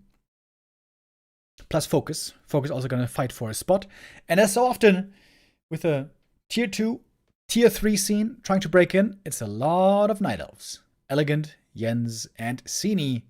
And also everyone's favorite player, Blade, has been able to qualify through the Cocoon into Butterfly Cup tournaments. Points were gathered, and these 4 players are in those highest ranks.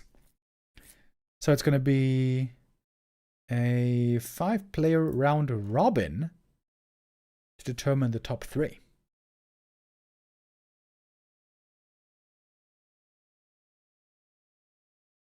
Infi in his prime is not as strong as Forti is right now, chat is saying. Ooh, that is a hot take.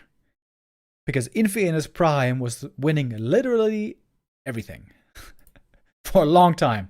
It seems like from 2013 to 2020, maybe even 21. I think 2020 though is when it ended. Infi was winning everything. WEC, WCA, WCG, WGL, GCS. Infi was pretty damn good, man. He was pretty damn good.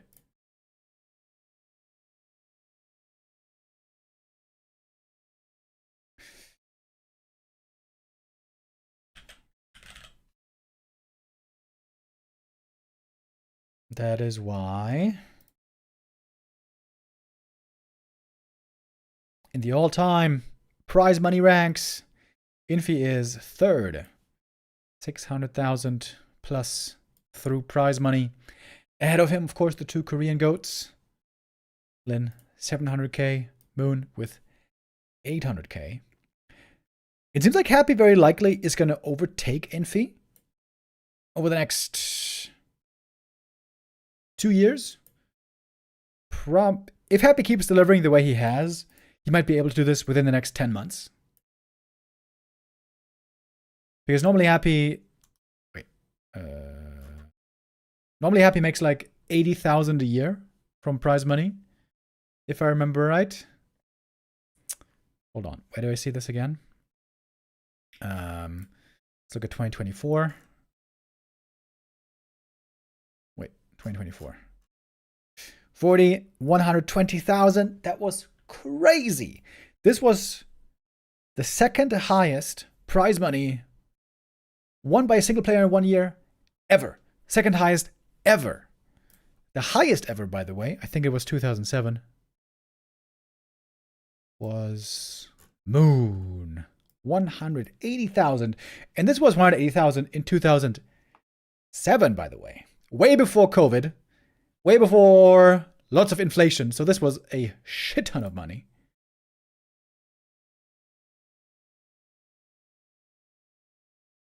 Yeah, but if we just look at the raw dollar amount, not adjusted for inflation, then the second highest, indeed, was 2024. Wait. Yeah, 2024. Fortitude, 120,000. Pretty sick. Happy, close behind. 97,000. Lin, 1-0, around 50k. And this is what Happy has been making, I think, for a couple of years. Pretty consistently. Here again, Happy, 80,000. So 80,000, 90,000, 2022.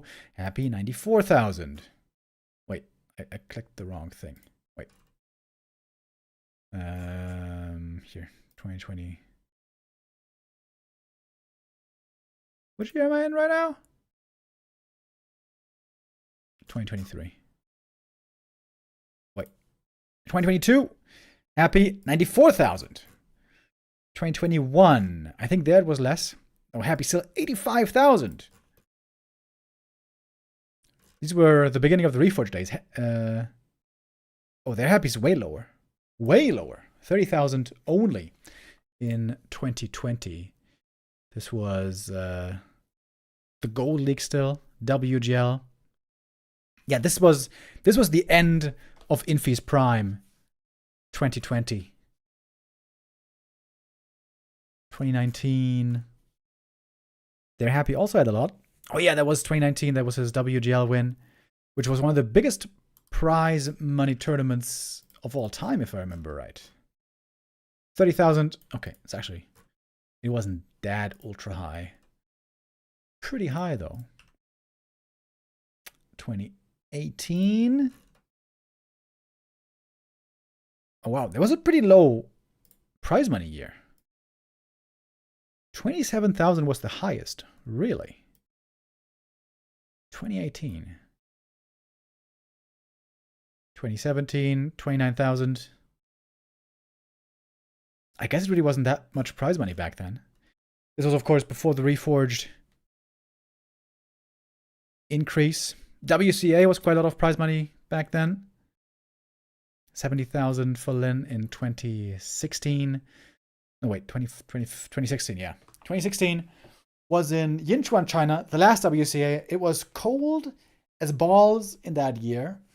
And that city was so weird, dude. It was so many empty buildings. It looked kind of like a ghost town. 2015, legendary run of yours at WCA. Almost winning the tournament. It would have been so sick. The Tourist. And 2014, this was the first year that... Hold on. That I returned to casting, yeah. 2014, it was where we did the 100 best replays of all time. Back to Warcraft cast, back then in German again. With me and Sui and a couple of people coming back. That's the year that I returned.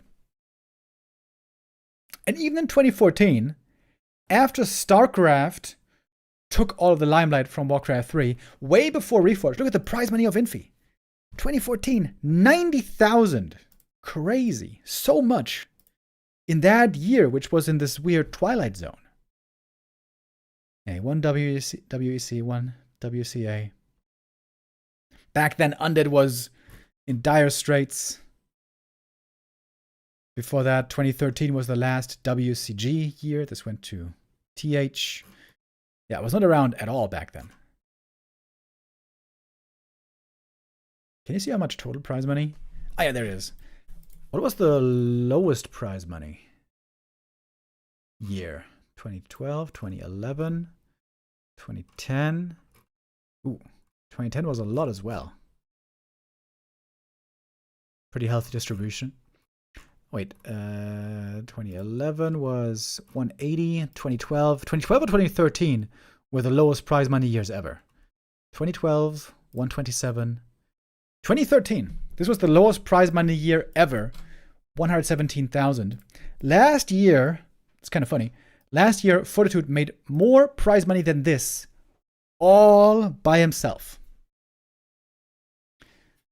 Yeah, 2013, this was right before I came back to casting.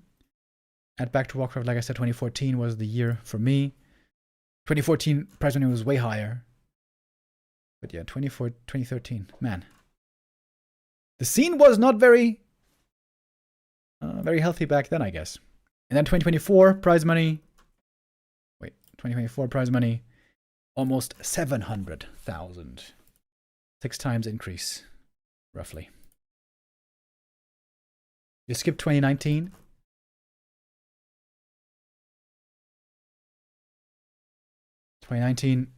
No, I think I showed that. Yeah.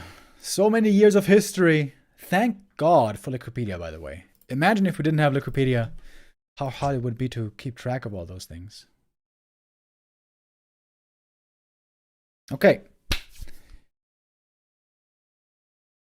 Infi won his 3 finals in WGL in 2020 with a combined map score of 9-2. Wait, 3 finals, only had 11 maps. It was only best of 5, I guess. Winning the last one by beating 1-0 3-0 while playing random. He played random in the final? I don't remember that at all. Really? That sounds pretty crazy. Okay. It is time for 2v2, everybody.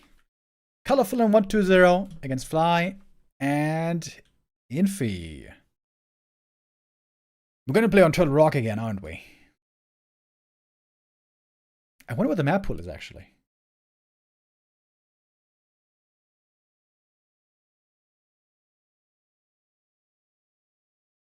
Okay, here we are. We don't really have an overlay for 2v2, so I gotta turn that off for the 2v2.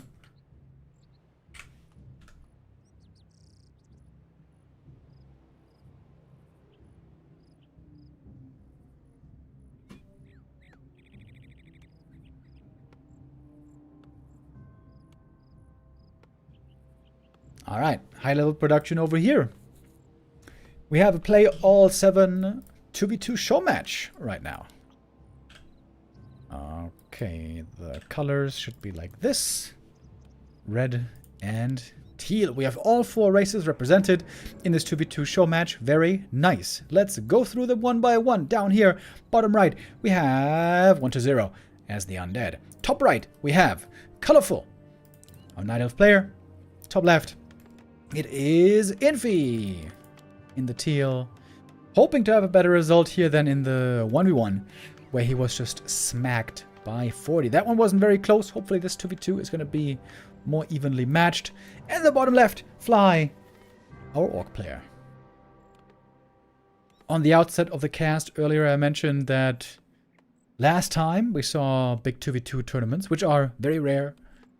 It always seemed like human-orc combo is very strong on tier 2.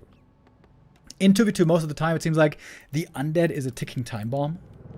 In the late game, tier 3, high-level heroes, big army. Once undead gets to like 4, 3 hero levels, they seem impossible to stop. So very often it seems like the game plan for the other team without undead has to be win in the mid-game. Tier 2 armies, tier 2 pushes, heal scrolls, and big committed attacks. You don't want to give 1-0 time here to fully come online. Is normally the way that this would play out. Diesel. A little bit of experience here. We see a Blade Master level 1 harass against a Ted... No, wait. This isn't even a Ted Fiend build. This is a Fast Fiend build, baby. We have a Wisp in the undead main base. To be ready for Water Elemental Dispel, maybe.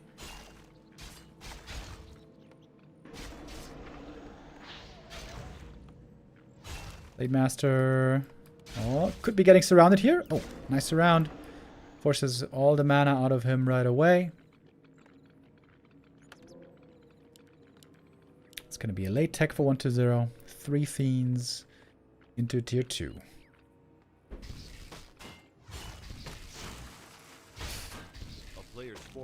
Can we get a 2v2 Gamba? Okay.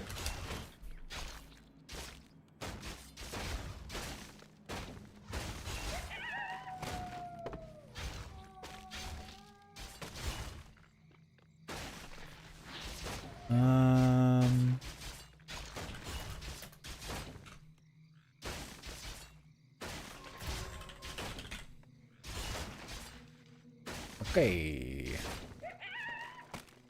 Wait. Forces are under attack. Is there a Gamba already? Did somebody else start it? Oh yeah, somebody's doing Gambas. Nice. It's not me. But thank you, whoever it is.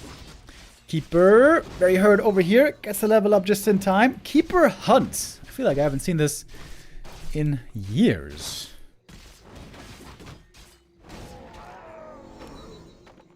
And very good level up timing over here for Infi. AM now on 3.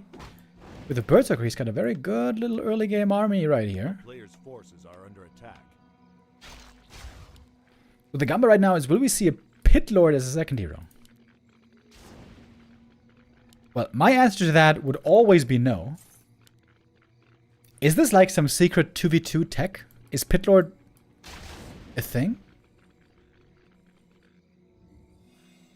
Who's gonna go Pit Lord here? 1-0? Isn't Lich plus Dark Ranger or Crypto just way better?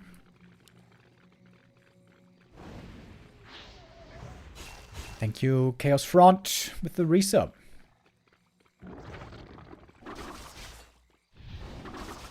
A player's forces are under attack. The town is under siege.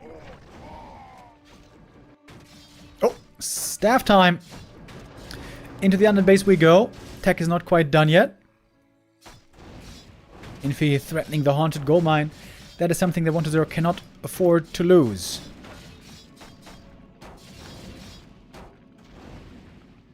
Not a very big army though, Infi.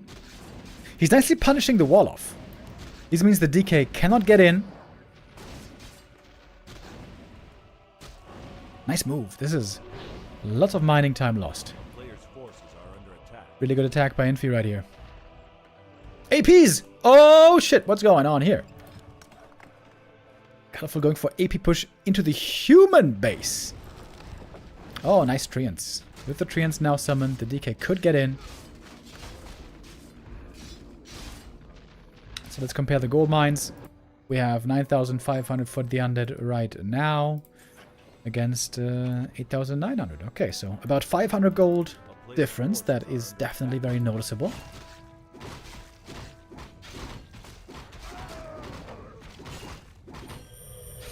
Blade Master looking very underleveled, by the way. Needs to hit some level ups. 1-0. He cancelled the tech, didn't he? Wait, did he even tech? I'm not sure. This is a tier 2 all-in. Fiend hunts AP. I thought Colorful in 1-0, we're going to look for the late game. Look for the tier 3 strength for the undead, but they're flipping the script. Instead, it's them being aggressive. And this is a tough tier 2 army right now. They don't have a heal scroll, which is a bit weird, because indeed, heal scrolls are not yet available. Half a minute away.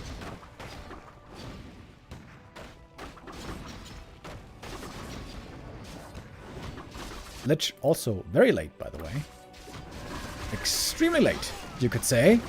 And the AP timing is looking a bit off also.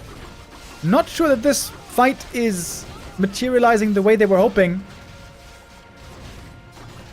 Oh, I think Infi and Fly are kind of crushing this. Militia, very good base defense. 1 AP is going down right away. Lich is taking forever to get here. And the Rifle Watch Elementals are looking pretty good. DK out of mana already. Keeper still no 3. This looked kind of like an easy defense so far. Oh, we got Mirror Image. No crit. Oh, Wyvern. Ah, the Wyvern dies with towers. Whoops.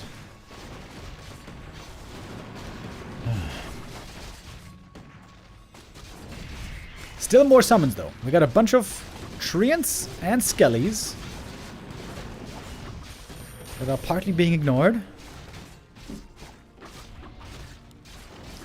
But now also Ensnare available. That should make for some easy kills. Lots of Fiends are hurt here in the back. Siphon mana and Brilliance. A lot of mana on the Human Night Elf side. Human Orc side, I mean. Warcraft, Orcs, and Humans. This is where the franchise started.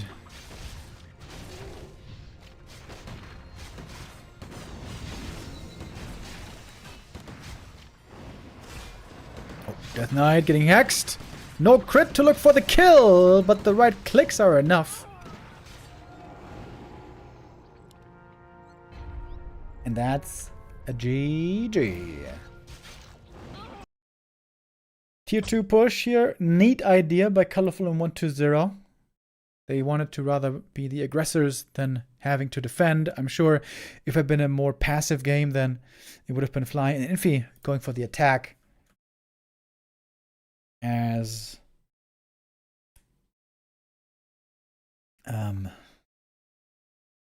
they like to do.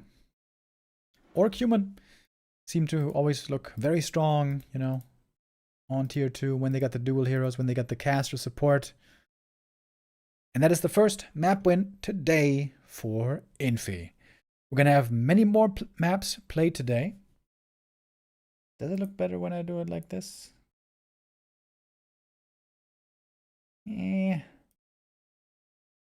Not really.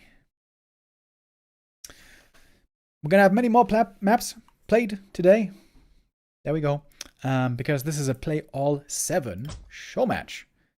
Every single map will be played, with every map being worth more prize money. Next map coming up is Turtle Rock.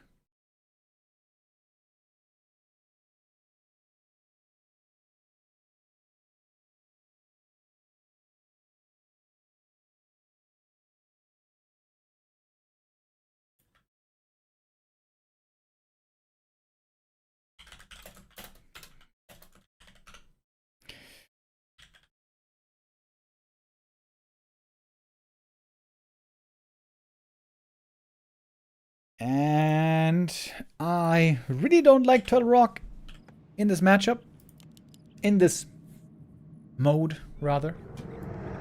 I feel like in 2v2, Turtle Rock is way too small. But I guess that is not bothering these players here.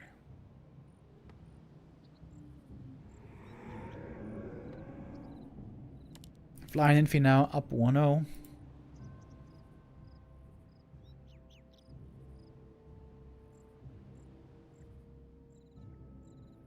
It's the new Turtle Rock. You mean... Wait, what do you mean? You mean the Warcraft III Champions Turtle Rock? Without the Watch Awards? Or is there a newer version?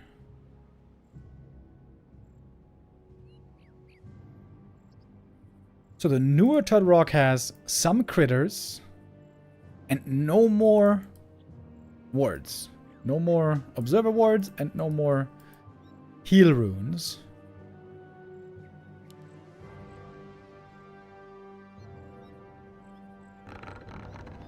Check the creep cams between the bases. A player's forces are under attack. Wait, what's different here? You mean these camps? Ah, there's no Murlocs abuse anymore. Ah, I see. Okay. So there used to be this trick where between the Murloc huts, especially over here, you could park one archer and then 2 archers behind during nighttime, and you could kill all the creeps with 3 archers. Ah, okay.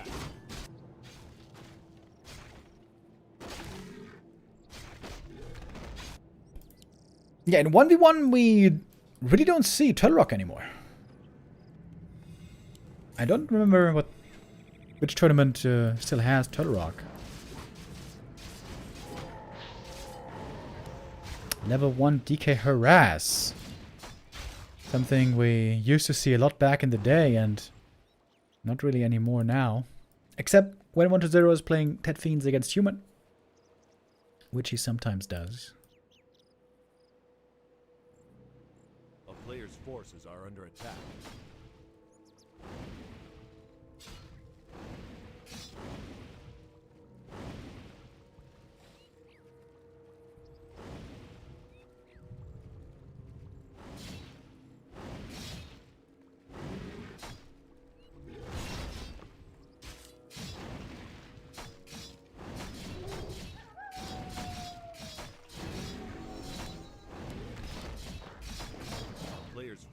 Oh, coil way too late. That was very sloppy by 1-0. This was an easy last hit to get with the Skellies. It's kind of a big blunder. Experience here is going to be rather important. As always in Warcraft.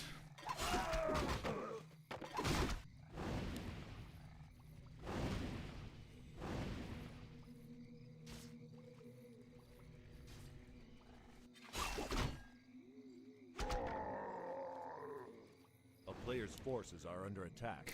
Gonna be a very fast tier 3 for 1-0 this time. He's playing a weak early game with the Ted Fiend opening, but a very fast tech to tier 3 indeed. Oh, this also looks very different. The water area is missing here. You always had to walk around the bend back in the day. This was super narrow. Yeah, I think I like this. I feel like this was way too narrow on the old Turtle Rock. Players' forces are under attack.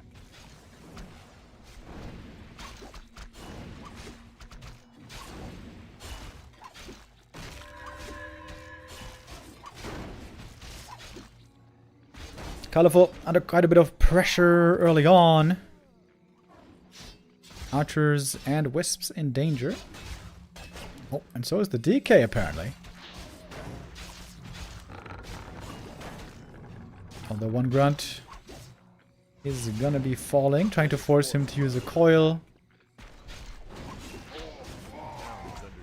Not necessary. Blade got some sweet items here. Slippers, circlet, gloves. Fantastic. Naga second for colorful, no surprise there. Man, these defense footies are super effective.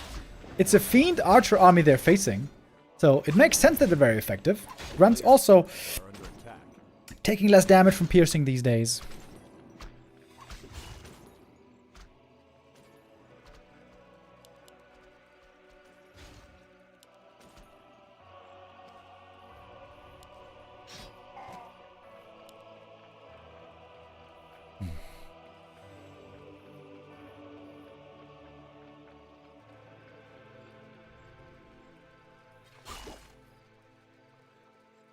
Player's It's a forces Blood Mage are under second once more for Infi. Seems to be very fond of this hero. The Siphon looked really good earlier already, even just with level 1 Siphon. Nice saves on the Footman. Could go for some heal salves here. Orc Shop, really wonderful in 2v2. Both races can benefit.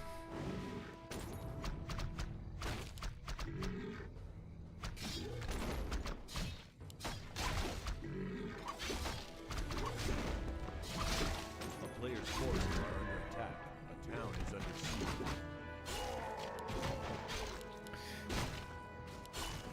I'm trying to remember right now. The Shadow Hunter only was added in the Frozen Throne, right? In Reign of Chaos, it was just TC, Blade, and Farseer, I think. And also, we didn't have shops in Reign of Chaos. How the hell did orcs heal, by the way? Without heal salves, and without Shadow Hunter, how did they heal in Reign of Chaos? Like, come to think, all the things that didn't exist in Reign of Chaos, it seems like such a janky, crappy game. Trolls? A player's forces are under attack. So you had to go tier 3 and master training until you could heal? That's ridiculous. That's like 10 minutes in the game.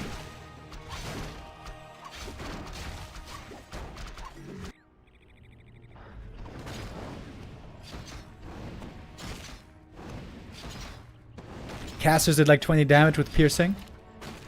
Yeah, true. Dude, I remember when Take and Philly were casting Warcraft 3, Take always used to repeat this. And of course, this was long into Reign of Chaos. Take used to repeat that piercing does bonus damage against heavy armor. He still had the formula of Reign of Chaos in his head, and he used to say this for years. And he didn't know that that changed in 2003. That blew my mind, dude.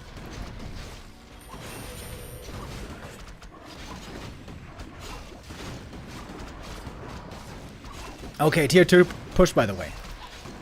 1-0 and Colorful trying to go tier 3. Bears plus Destroyers would be very strong, but Infi and Fly are trying to finish the game early before we get to that strong tier 3 stage. Demon are very tanky, by the way. Look at these tank items. Look at the rejuve. He is shrugging off all the damage. See, that's the big heal potion. Dude, Dementor with Frost Armor is also just an absolute beauty. They have 2 big heal potions. This Demon Hunter is never going to die. This game is looking pretty good. 1-0 and Colorful here. Looking very good if you ask me. Only thing missing are orbs. And that's actually significant things missing. No Orb of Corruption. No Orb of Venom.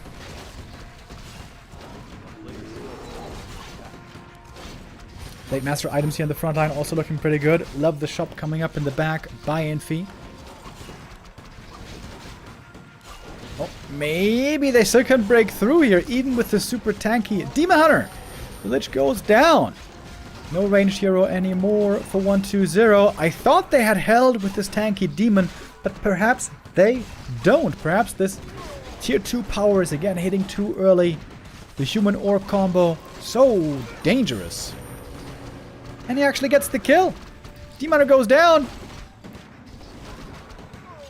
And I guess that's gonna do it. There ain't much left. We gotta orbit last on the Naga. And she's close to 3. But the range army rifle caster with a bit of a Blade Master assistance is just looking phenomenal here.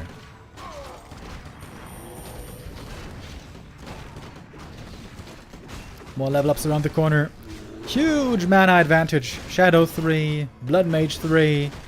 And they love giving mana to the Shadow Hunter in 2v2, I've noticed. Heal Wave is indeed pretty damn good. Is this play all 5? This is play all 7. Play all 7 with a 2-0 lead right now for Fly and Infi.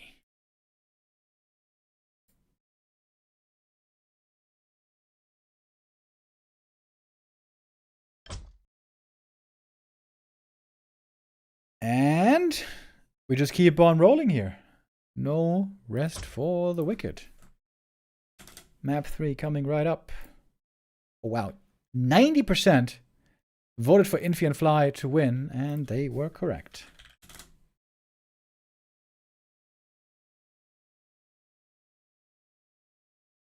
Map 3 now. A classic map, not for Warcraft 3, but for Blizzard in general. It is Lost Temple.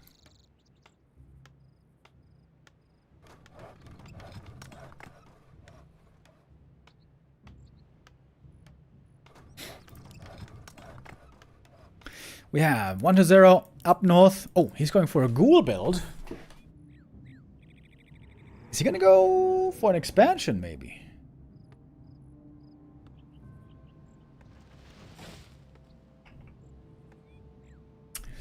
Shadowhunter is the best hero in the game, chat is saying.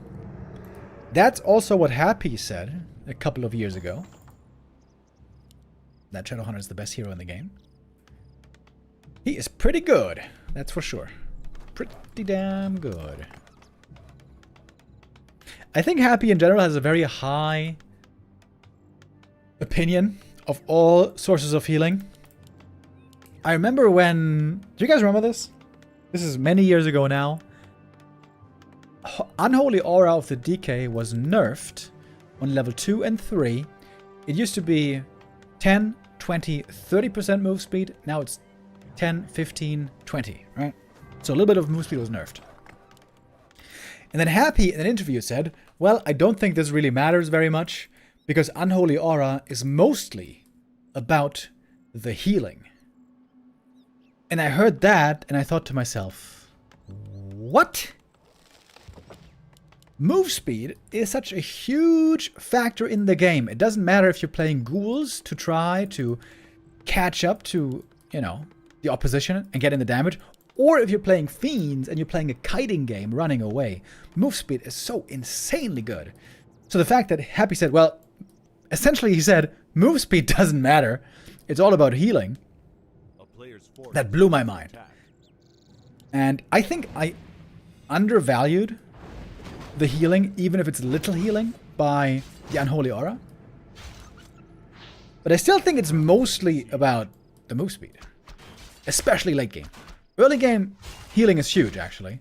But late game, the move speed is just so sick.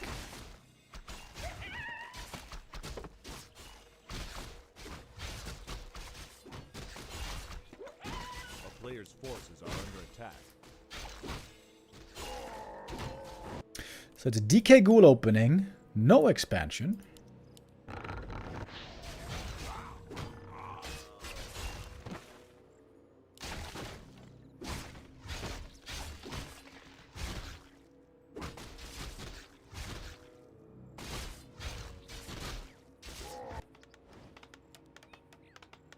And we got Infi with a fast expo. No surprise on this map. The positions are wonderful for this.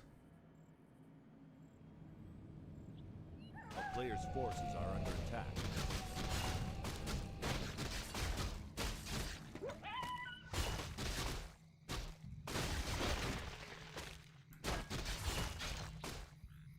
Ooh, Grunt's almost getting surrounded. Of course, with the ghouls, you can be way more active in the early game.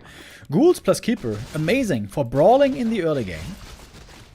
It's going to be one kill pretty easily here on the Grunt. Trying to deny. Doesn't quite get that one. A player's forces are under attack.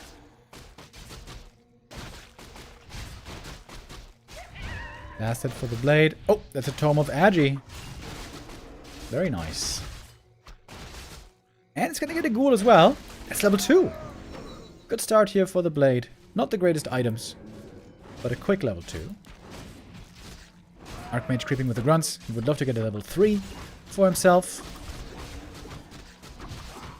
Both teams inside the temple. Blade. Oh, hitting way too early here. But he gets the item. Gloves are pretty good. Gets the other last hit. Ooh, very late with that windwalk here. Good thing we got a fountain. Infi, does he get the level 3 here? Oh, he gets it just in time. Beautiful. As the push is coming to his expansion. This is a lot of danger, though. We have hunts and ghouls. Very, very strong at brawling early. A player's forces are under Infi has to TP here for sure. But there's no TP for the Orc. Oh, Fly. Misreading the situation. Wait. Are they giving up the expansion? Infi is counterattacking into the undead base. Fly is creeping the center. Just giving up the expansion. I'm sitting here wide-eyed right now. I almost cannot believe what we're seeing. This was so much invested into the expansion. They're just gonna give it up. a player's forces are under attack. I mean, they're getting quite something in return. Huge camp in the middle. Undead tech slowed down a lot. But the Expo's dead. Infi has started the tech, but it's still far off, of course. Town is under siege. And now, 1-0 is the one who has to TP home. Oh, one of negation here, very good to deal with these water elementals. Got a spirit tower also. Player's forces are under attack. TP home now by Infi. Turns out he has to defend back at home against a lot of huntresses. Oh my. They broke into the main, even took out the tower. Keeper hits the level up. Blade and Shadow are coming though. They should be able to clean this up. Blade with Healthstone and big mana. That's really good. And so is the Hex. Colorful maybe overstaying a little bit here. Gonna TP out now. That's a couple of hunts though going down. Meantime, in Colorful's base, we see tier 1 only. Did not expand. This is just the Ancient of War. 1-0 now, finally on the way to tier 3.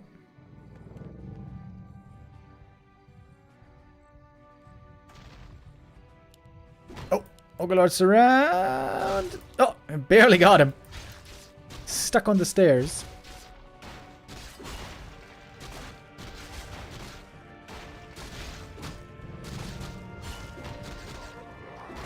This is being fat IRL. You're too big. You get stuck on the stairs. Sag. Oh, that's a sick item. Best item on the map for the undead. Here we go. Keka's Pipe. What do we get over here? Medallion of Courage. Would be very good on MK. I think you should give that to the Mountain King for sure. 1-0 could be the hard carry this game. If he gets tier 3, if he gets high level heroes, triple hero, he can be the dominant force here, definitely. Are under attack.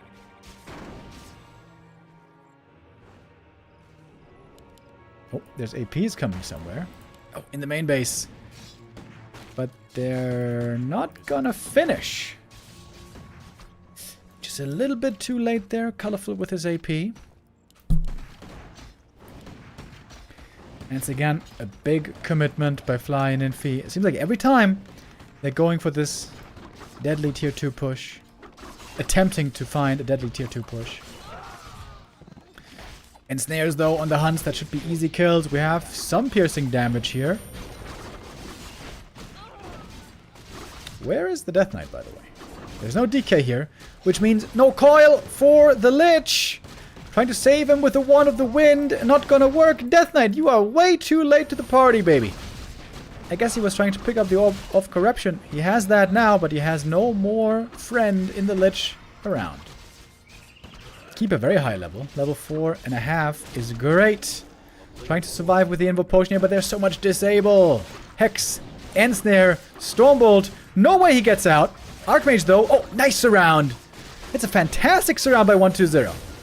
Trying to get the kill on the AM, but he doesn't have much damage left.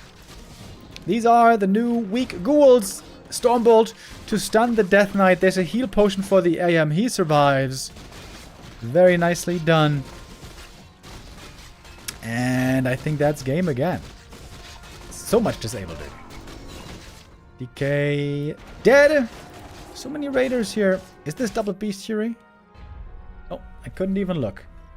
It is GG. And another win for Fly and Infi. You know, I was thinking that surely this series would be less one-sided than the first series of the day. Yeah. About that. Maybe not. Maybe it is just as one-sided because indeed, so far there's only one team taking maps. Fantastic start. 3-0 for Fly and Infi. Remember, every map here is worth additional prize money. And they keep on rolling. No need for a break, apparently. We keep on playing. And for the next map, I am thrilled to see this map again. God, I love this map so much. Love this map so much these days. I've always loved it, actually. Once it came out, I was a Shadow Exile hipster. Loved it right from the beginning. Let's see if this is the map where finally 120 and Colorful can get on the board. It's looking a bit desperate so far, to be honest, for the Undead Night Elf combo. Fiend build didn't work. Ghoul build didn't work. Ted Fiends didn't work either. What else can you try here?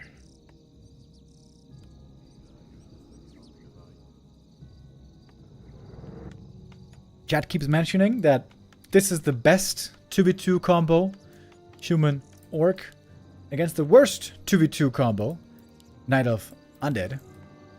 Yeah, I know nothing about 2v2. I never played 2v2, and there's basically no tournaments happening in 2v2, so I really cannot speak with confidence to the meta. But in the few games that I've seen, I can definitely understand what you guys are saying. It does seem like Orc Human is just more powerful so far.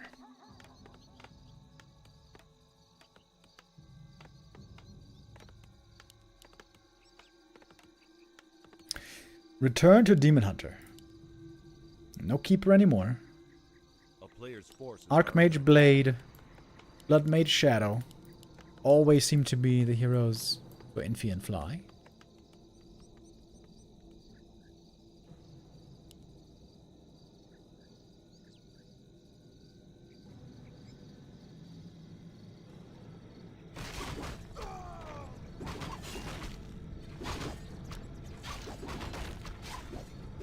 We have not yet seen a single map that goes very long, where Colorful and 120 can survive and rely on that strong undead late game.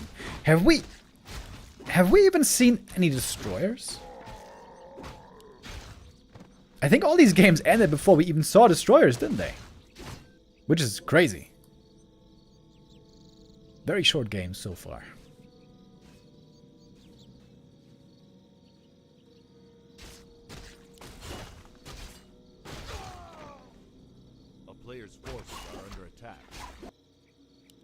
I like the creeping here by Fly at the start, taking the camps in the middle.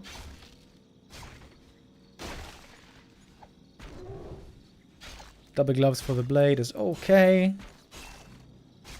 He's got crazy attack speed now, actually, but no claws.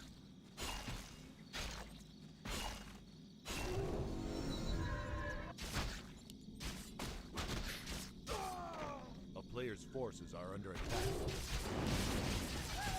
Infi looks like he's going for the expansion again. Went for an expansion on map 3, gave it up to get benefits in exchange, and then with the follow-up push killed the opponent. Really cool play there by Infi. Like a wise general, he knew what he was able to sacrifice and still win in the end. Ooh, one grunt here. A player's forces are under attack. Have you guys noticed that on Shattered Exile, there's bells tolling every now and then? Doom! Doom! Sometimes it seems like they toll every couple of seconds. Gonna be a bit quiet here. Let's wait for the next bell. I think it's random, the frequency of the bells. A player's forces are under attack. Of course, once I say it, there's no more bells. Hashtag rigged.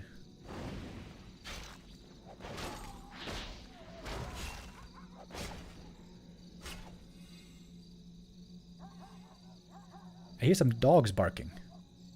I think this is like the urban ambient sound.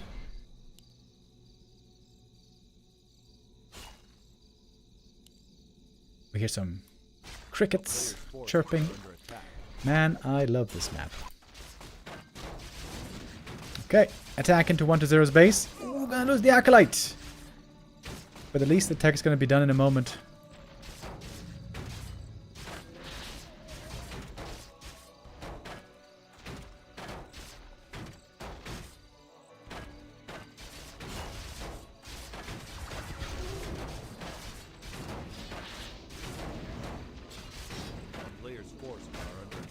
DK low mana already. We don't have an expansion, by the way. It's just a tech on the human side.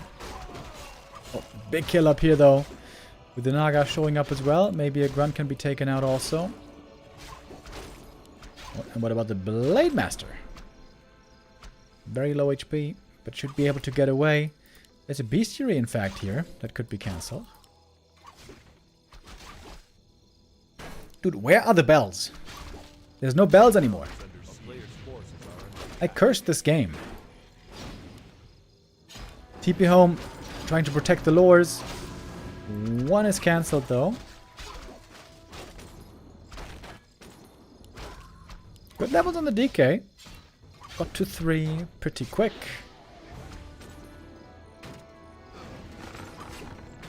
Couple footmen going down.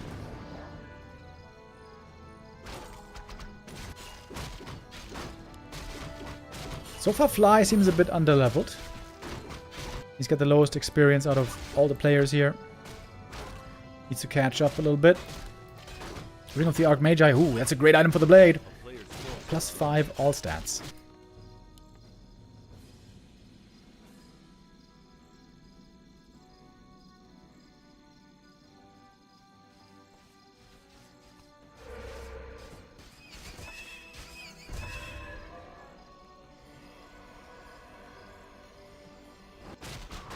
Oh! Shadowneer died despite the heal scroll. Oh, how did that happen? I wasn't looking. That should never happen. There was no stun or anything. He had a speed scroll and still died.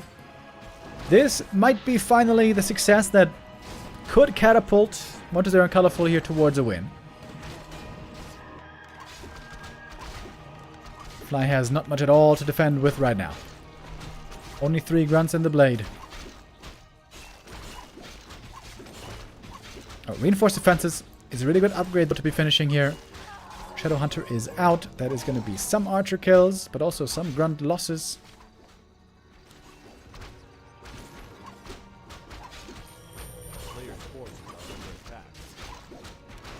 Oh, Fog Lightning and another kill for Colorful.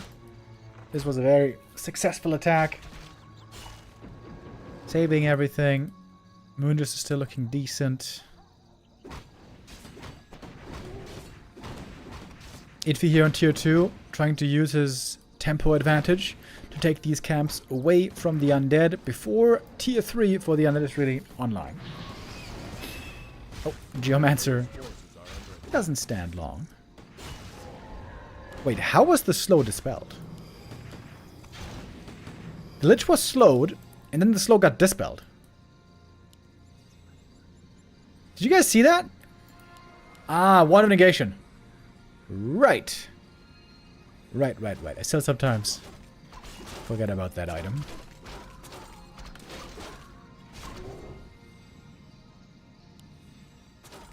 A player's forces are under attack. This seems to be the best position so far for 1-0 in colorful. Maybe the bells only toll at night. Okay, big fight brewing. Big item from the camp has not yet been picked up. Blood Mage, ho, is dead. Dead to the creeps, in fact. Blade Master, he might be dead also. He is taking a lot of damage. The tier 3 undead timing is hitting with the triple hero, with the orb. Levels aren't even high yet for 1-0. There's still lots of room to grow for him. Tavern Res, 2 of them. And I guess with that, Fly and Infi are again ready to fight. More skellies could be raised here, by the way. The Dark Ranger with the black arrow. The targeting is a bit off at the moment. There we go, getting the grunt now. And those skellies are very handy right now. This fight is looking very scrappy all of a sudden. Wants to take out the Dark Ranger. Nicely timed Hex. Finds that kill. But Colorful and 1-0 still seem to be winning this fight in totality. There we go. Level 4 DK, level 3 Naga, Lich level 2. Coil Nova! Almost to kill the Archmage. And I think now they've done it. Oh, the Blade got the item in the end, by the way, from the creep. Quel'Thala's boots. Fantastic. It flies down to 28 supply. He took the most heavy punishment here. Everyone else close to 50.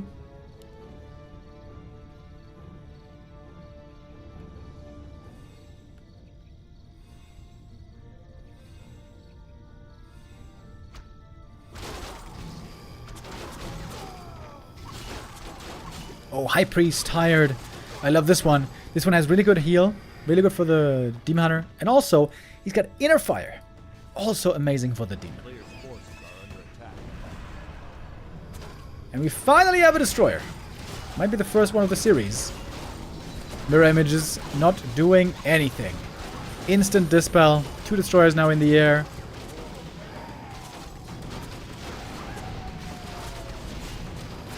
Finally, they popped the cork.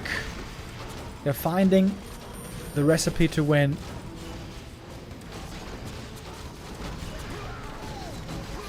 Blood Mage level 3, but it seems to be a bit too late. Shadow Hunter also not even level 3 yet. Where is the Inner Fire? Hello, Mr. Priest? We need to use some Inner Fire, buddy. Coil Nova has been looking very good this game.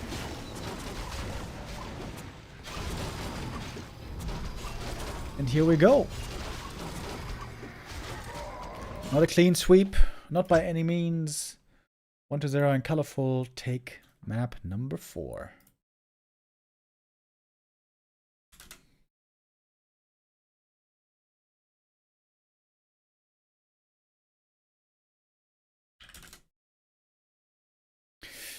Maybe that is that little confidence booster that they needed to now do better for the rest of the series. If they want to win this thing with 4-3 in the end, then this would very much be a tough uphill battle still. But remember, it's a play all 7 show match. We're going to play all 7 maps, regardless of the score. And then every map is going to be worth additional prize money. And man, they just keep trucking along.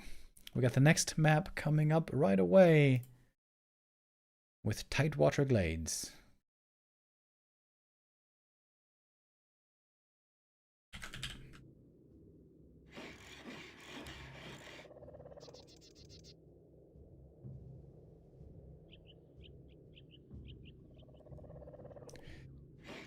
Three to 1.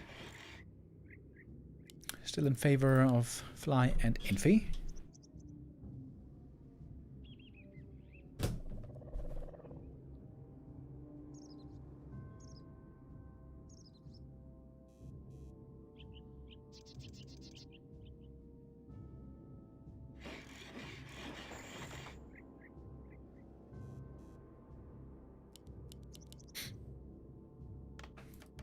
Oh, wait, let me activate the team colors. There we go.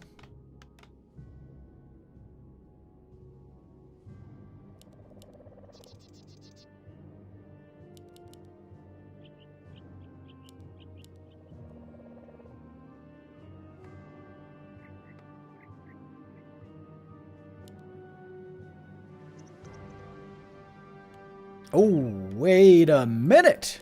What is this? Shadow Hunter first. The only reasonable second hero. Oh. Oh, guys. Who knows it? Who knows what second hero this is gonna be?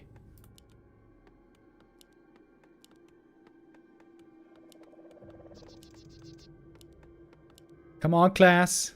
I know somebody knows it.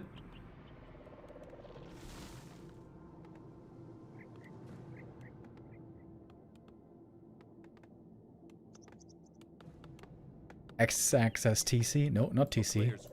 The Lord of the Pit! The Lord of the Pit indeed. Shadowhunter Pit Lord, specialty strat, rarely seen.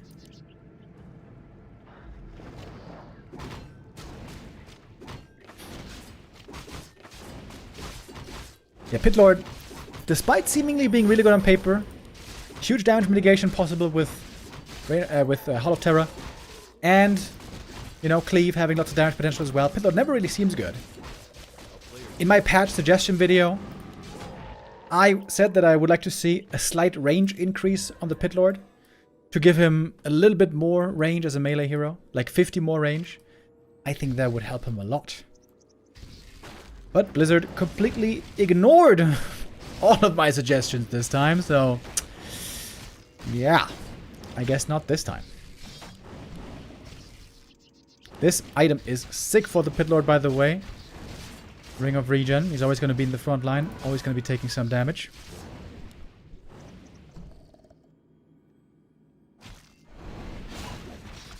Remo, you nerfed the Pit Lord. How did I nerf the Pit Lord? What do you mean? Ah, you mean with the Rain of Fire? Yeah, that's true. I nerfed the Pit Lord back in the day, but this change was reverted, so that nerf is no longer active.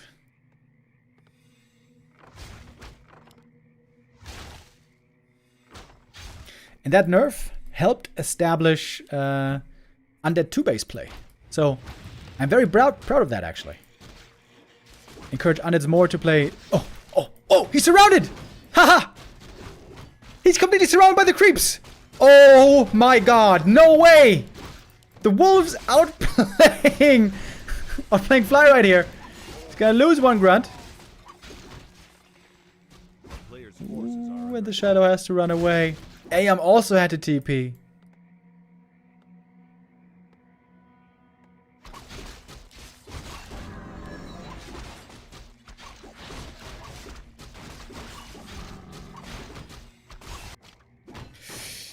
Yo, thank you, Maras, with the raid. Hello, hello.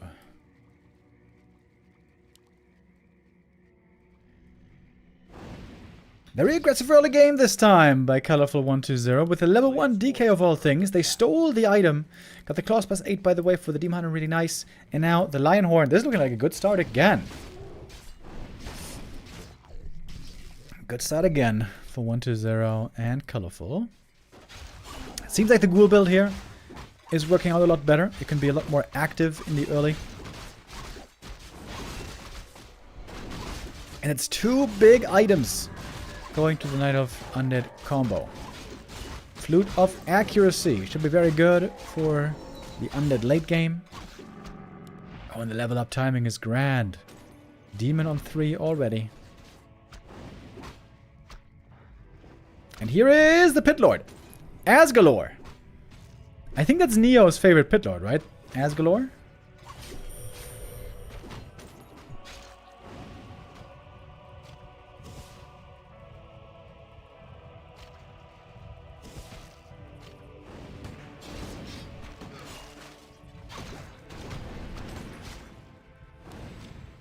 Pit lord doesn't care that much about being mana burned. He can still cleave. Ooh, nice hex right there. Saves the Dark Troll.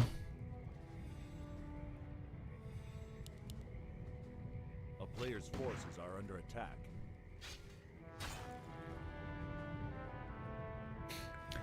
Fly and Infi here stuck between two sides, but honestly, Wanted is almost nothing. He's pretending to be a threat here. He's got 1 DK and 3 ghouls, not even skellies. But he's got a lich coming. Colorful here nicely, looking to intercept. He's got a good army. Couple of archers and mercs. Naga and demon. Already level 3.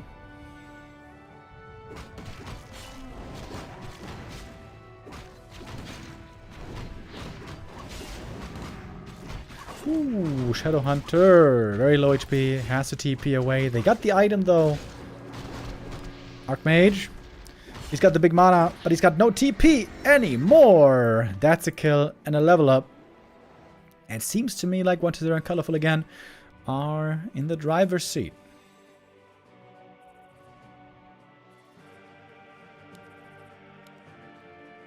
Claws now on the Naga.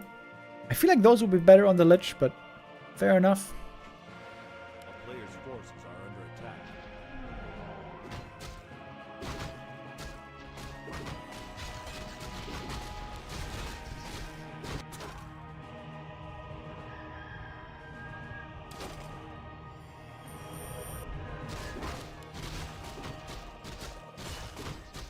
Another Flute of Accuracy.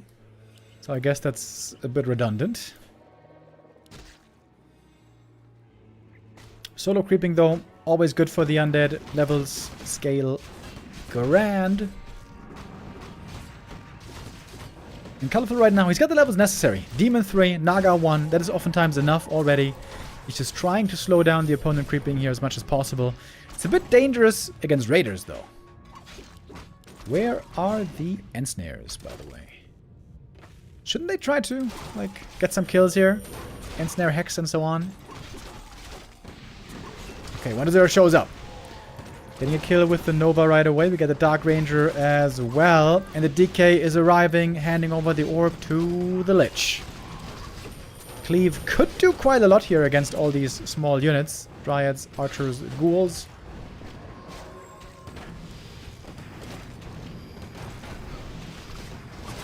It is cleave damage from the Pit Lord, unlike the single target damage we saw earlier from the Blade. Pit Lord has really good items, but he's spending a lot of his time running around and not actually doing damage. Targeting by Fly here, a little bit lackluster at times.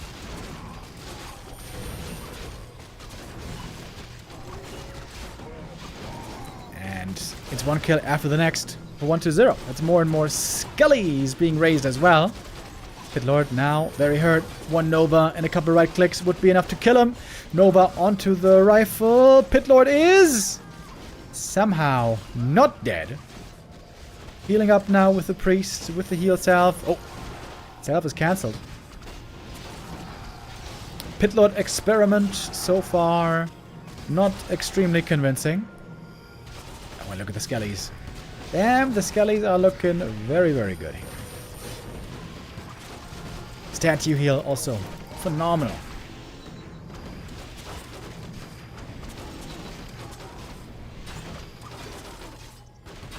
As galore. 6 feet under. It looks like the momentum is starting to shift.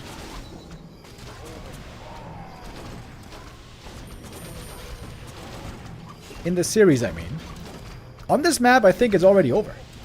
I think this marks another defeat for Infi and Fly. Outscaled once again by the late game undead. I like the play by 1-0.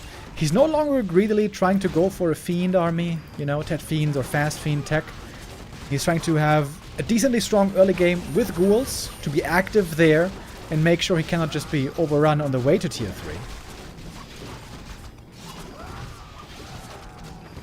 A couple of kills there also were helping out in the early game.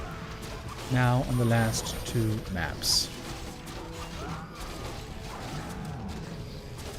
It's one kill after the next. Open gallery shooting. And the game is over. And we're getting closer to an even series. All of a sudden, it's only 2-3. All of a sudden, there's a very real chance that Fly and Infi might still lose this. Ooh, and the next map coming up, that one awakens memories in me. Has always been a really cool and interesting map that also seemed flawed in many ways. It's time for Nullwood. A map with a lot of asynchronistic things in many ways. Let's check it out. First things first, let's take a look at the fountain. That is... Hold on. I'm leaning forward. Health. That's a health fountain. A bit sad for the undead. If you're the undead, you always love to see mana fountain. But health, it is. Oh, big creep camp right here for colorful. This is amazing. Merc camp between the 2 allies. This means it's almost impossible to creep jack. It's going to be a big camp right away with Merc support for the Demon Hunter. This is a great start for colorful.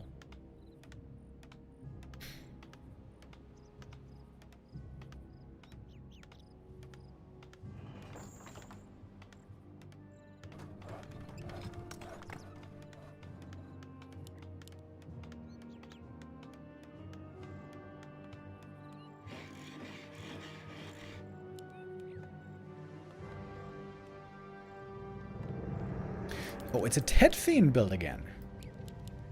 No ghoul opening anymore. 1-0 returns to his favorite build, the Ted Fiends. That one didn't work out so well earlier. Let's see what it's going to look like this time. The good thing for them is 1-0's base is the one that's likely to get attacked if an offense is coming from the opponents. And the undead base is the best for defending. Undead and human bases, the best for defending. Night Elf and Orc bases, a lot weaker.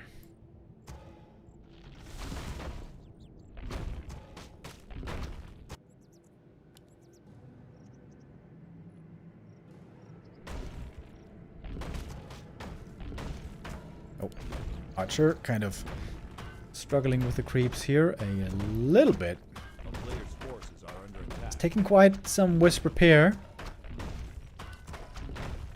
And the Demon Hunter has a long way to go.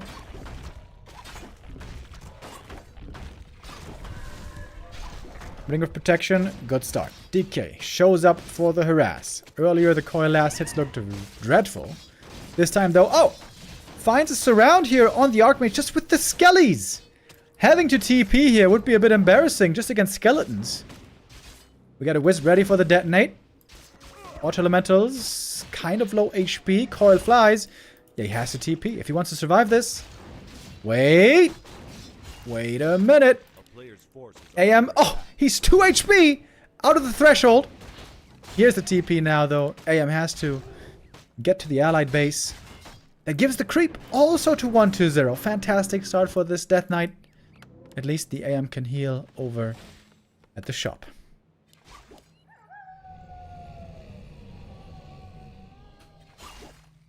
Hey, did I forget about the Gamba? Oh yeah, I did. We can still do a Gamba for map 6. Let's do a quick one here. We're still very much in the early game. But yeah, this is a great start for 1-0 and colorful. What a comeback in this series. How bad did the first 3 maps look? All of a sudden it's just a way different story.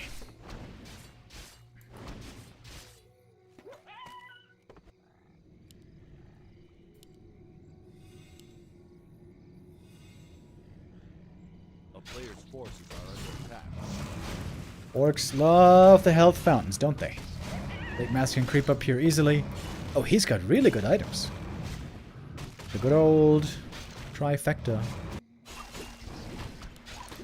Death Knight, low experience so far, but unlocking the level 2 is a good upgrade already. Archmage creeping at the Merc camp. Oh, do they have... They have the read. They have the read. They're coming for the duo creepjack. DK, if he's fast, can steal the last hit. A little bit too late on that. This could be a lot of kills, though. Maybe not that many kills. Maybe not even a single kill. Okay, Demon gets one with the boots. Fly is being pretty selfish at the moment. He's just creeping.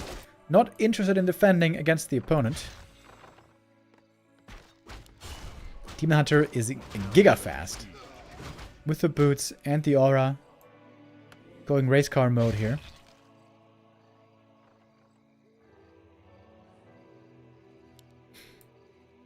Blade Master is looking strong. But no level 3 yet. 1-0 on the way to tier 3. No surprise here. He did go for ghouls, by the way. It looked like a Tet Fiend opening, but made no fiends. Surprisingly. Just ghouls into destroyers. That seems to be the preferred way to play this with a tier 2 Night Elf. Thank you, Ellen RLZ with the resub. Triple gloves for the blade. A little unlucky. He would have loved to have some more claws. That's a nice fast level 3. Very swift with that wind walk here.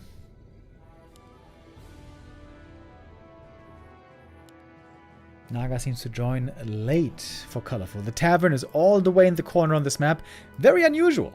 Every other map, the tavern is in the center or towards the center. And here it's in the very corner outside of the map. Oh, Blade with a good scout. He's alone here. That doesn't bother him. Well, maybe it bothers him a little bit.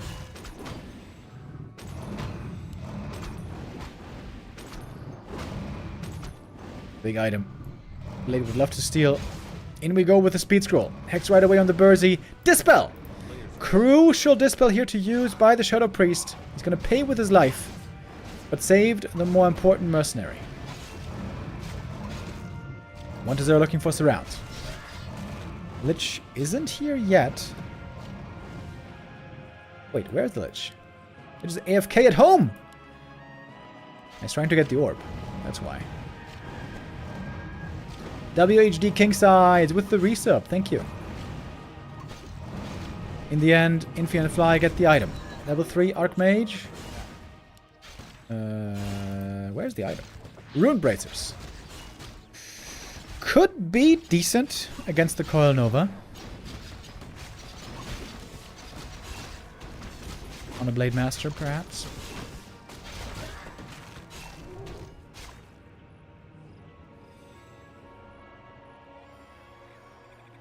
One to 0 hasn't really fully come online yet. The tier 3 is not truly ready. In fact, he's got only 30 supply. Needs those destroyers. ASAP. Another hex, another kill. And snares on the statues would be sick here. Paying the rent. Clear supply lead on Fly Infi. Thank you, Kiro Slays with the resub. Destroyer form almost ready. Lich TPing away. Dark Ranger joining just in time. And here we have the push. Ready to strike against the undead main base. Colorful has to show up here to help out the ally. Destroyers are going to be very strong though. You can stay back here, Dispel from range. Oh, the Lich. Ooh, the positioning on the Lich. Big mistake. Oh, 1-0. That was a huge blunder. That is sometimes when in 2v2, the players yell at their allies saying, "What are you doing?" That was a huge mistake. Demon caught. He's got the TP. I think they should go to the other base now. Both players here in the undead base, which is very defensible. Maybe the wiser choice would be to strike the nether base. Forces are under attack. They're thinking about it. Where to go, what to do. Got one heal scroll already. There's a second.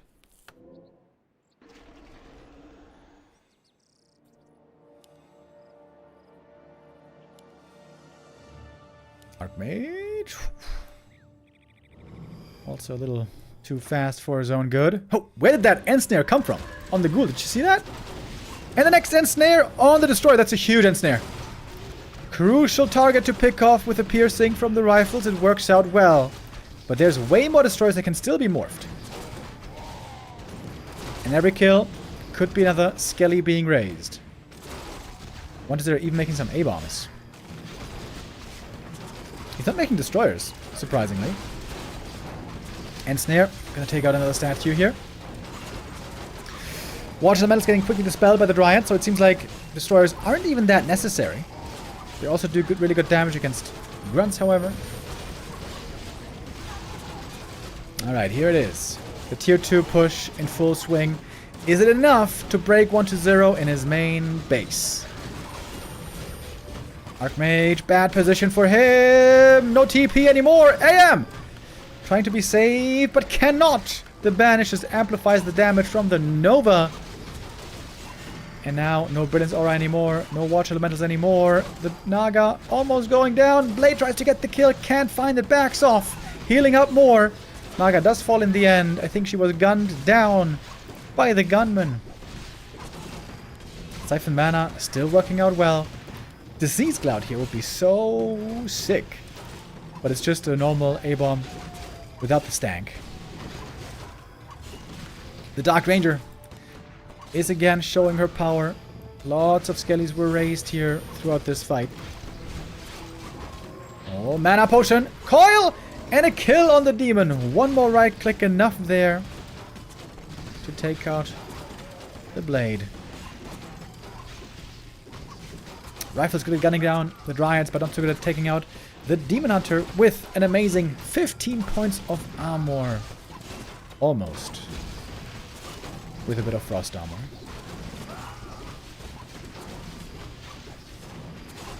It looks like they've held. Was that enough? Have they stabilized? The push seems to be not quite over yet. AM has in fact returned. I think it was from the tavern. And the blade also back from the tavern. Expensive revives. But it seems like the push has failed. It seems like 1-0 and Colorful are about to tie up this series. Kind of crazy with how one-sided we began here. The first 3 maps were just utter destruction. Everyone was saying in the chat that, well, this is no surprise. Undead Night Elf is the worst combo. But with a pivot to ghoul play, everything started looking a lot better. Good Siphon, DK out of mana again. It's only another 1 heal wave. This is a real problem. They need some better healing from the Shadow. Invo Potion in the front line there on both heroes. And the Blood Mage goes down with some Nova and right clicks. Now we got level 2 on the Naga. We still got a heal scroll, by the way. Now might not be a bad time to use this one. DK trying to not be too far up front. He's got a heal potion even, which is necessary now. Heal pot, heal scroll, DK back. Pretty healthy again. And now it's just Undead Tier 3 taking over again. The Orb, the triple hero, the Skellies, the statues. 3 statues completely out of healing, by the way. Out of mana, I mean. Which is out of healing. Also, no more healing for the Blade. He is dead again, second time. That is game. No way to come back from this. GG. And indeed, it is a 3-3 score. Very glad to see it shake out this way. A competitive series after all. I was worried that we were going to see another stomp here, similar to our previous show match, where Forti absolutely annihilated Infi. But here now, a 3-0 turns into a 3-3. And one last map to determine our winner. And we're going to be ending things on a very cool map as well. As we go to Synergy. Wait, did I cancel the Gamba? Oh yeah, I did. Synergy, I think, is the coolest 2v2 map ever. So unique. Such a cool specialty version of a map. A map that is made for friends. 2v2 friends, because you share a base. Here we go. Map 7. To determine all winners in this 2v2 show match. We have 1-0 and Colorful in the bottom. TH and Infi at the top. Are they baffled? Are they puzzled? What has gone wrong? How has this series spiraled out of control in such a way? They were up 3-0. They were playing up a storm. And everything changed. Everything changed when the Fire Nation attacked. Ever since 1-0 started playing ghouls instead of fiends, everything looked so different.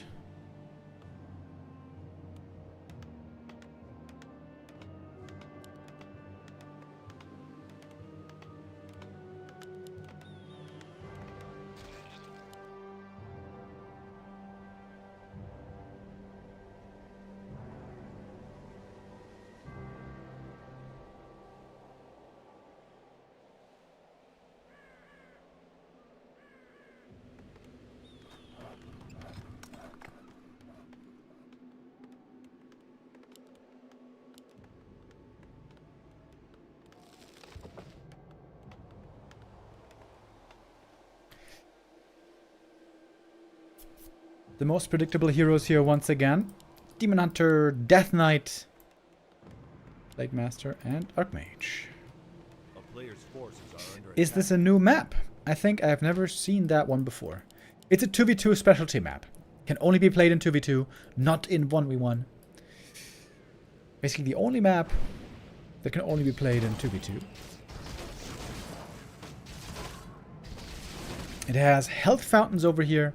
Most importantly though, the two bases are right next to each other. This normally favors high tech, because if you're going for a tier 2 push, the defenders are going to be very strong, being able to use both bases for the defense. Usually that means that taking tier 3 is pretty easy. Usually that means tier 3 players, tier 3 races and armies are very strong. That means normally this is a good map for Undead.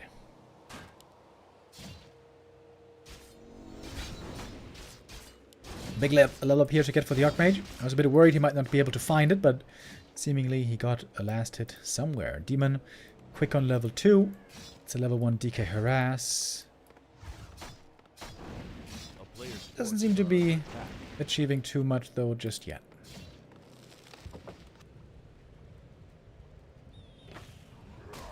Oh, Ice Troll Priest.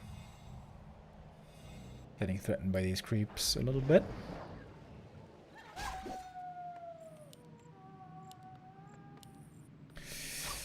Tier 2 has begun.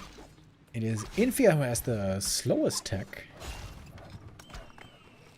But also he will benefit a lot from reaching tier 2. Rifles with range, Blood Mage, Priests.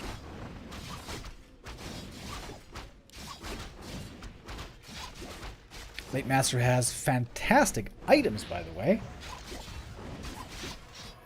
Double Circlet and Claws, wonderful.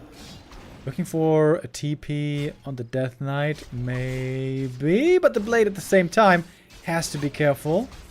Low HP now, but he's got the salves to heal up again.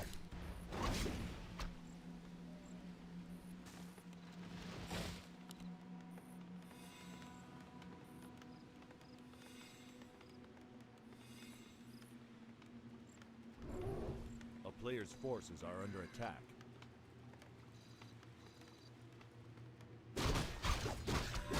The camp now being taken. Here we have watch awards at the shops. One on the left, one on the right. Ah, the right one was already taken by the Blade Master. I see. And everything is very hurt over here. This is pretty scary. Death Knight. Is he dead? Oh, the Windwalk. Maybe it comes down to a damage roll. He's got one hit. Maybe two. He's got two. One and two. Lets him die. Only a level 1 hero, of course. That means no creeping for a while for the Death Knight. He might be very underleveled this game. Strong Blade Master delivering in the early game. This also means the Lich is delayed by a lot.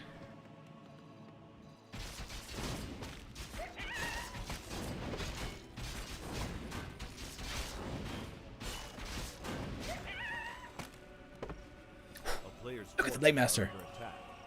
I feel like this is going to be the Blade Master show this game.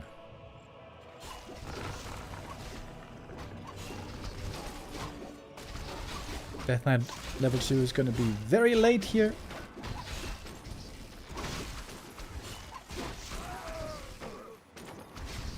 Very good mana items though.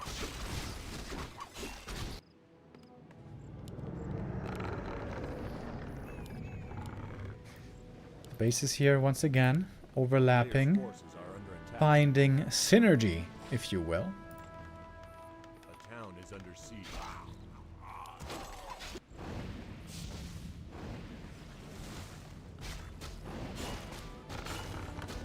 Oh, one acolyte goes down. This Blade Master keeps delivering. God damn. That's a lot of gold lost. You can see the tier 3 for the undead is not done yet. Wait, is the blade dead though? Oh! Oh, wait! Player's forces are under attack. Did he get denied? He might have gotten denied by the tree. I'm not sure. Okay. I think it's alright though. It's an expensive res for the Blade Master, but it's also a lot of gold lost for 1-0. 2 acolytes lost. That hurts a lot. We're going to compare the gold mines later. Blade. Is he coming back from the altar? Oh yeah, he is. That takes a while, but it's a lot cheaper.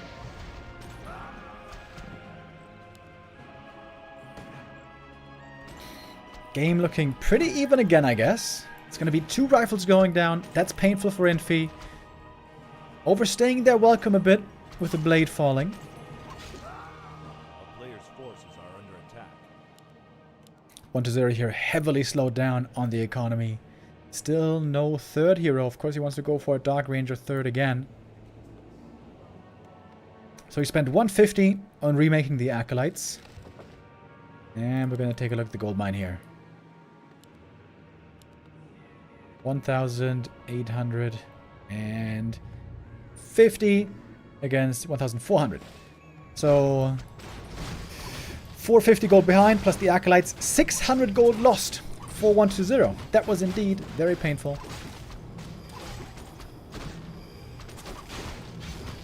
But with their momentum on the map, they're trying to get the red camp item. They pick it up. Level 3 for the demon. Great item as well, the Warsong Battle Drums. That is effective for both armies. No Dark Rangers still, by the way.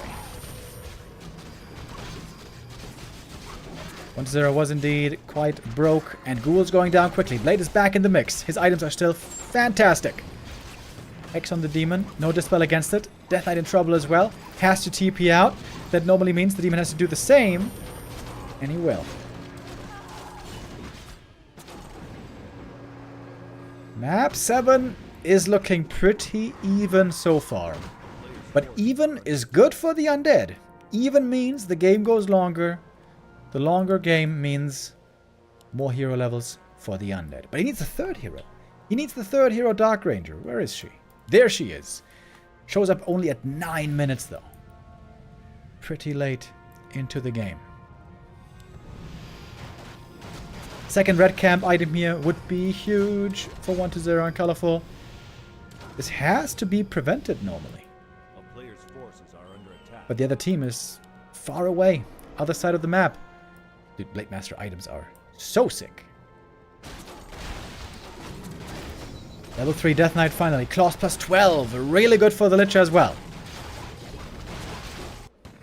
Infi creeping up in the corner, taking away a camp from the enemy side. Here drops a scroll of speed. So now for a short while his army is very fast. A player's forces are under attack.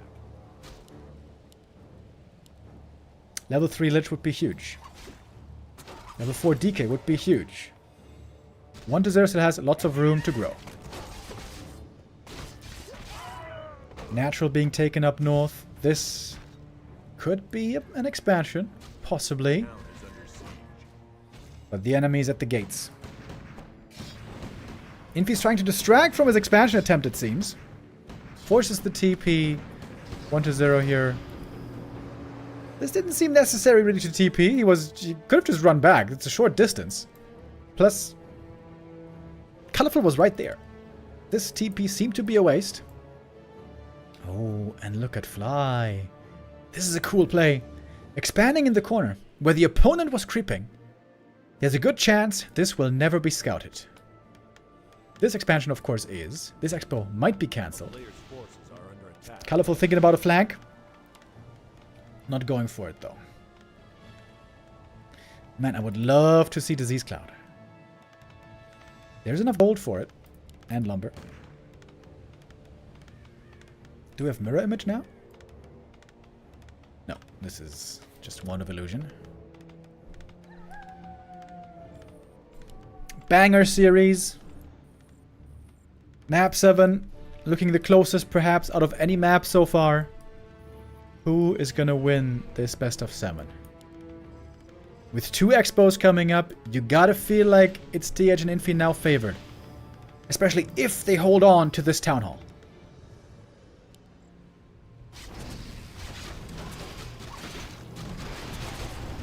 In we go. Blizzard to the back. Doesn't hit that many units, to be honest. And the ward could be fantastic as well. Nowadays, they're magic immune, as we know.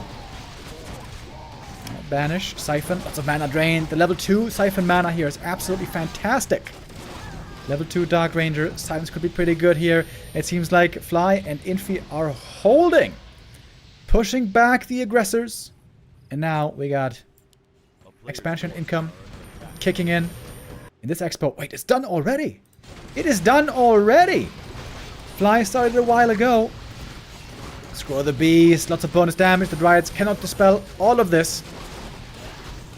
And it's not enough skellies being raised. The Dark Ranger Black Arrow is not finding enough targets. Not finding enough pickoffs. Oh, and now the Demon Hunter is almost dead. He's got an Orb of Corruption. Demon has an Orb of Corruption. Can he survive though with the TP? He's trying to get away. And he makes it back home. It's the Blade Master show this game. He has been given more defensive items. Up to almost 15 armor now. That's fantastic. Double level 4 heroes for Fly. Colorful has his own Tree of Life attempt coming up. But the other team is getting rich. So rich. Production pumping out quickly here. Infi is up at 66 supply already. Fly at 50. He's making hella bank right now. And Infi with a huge army.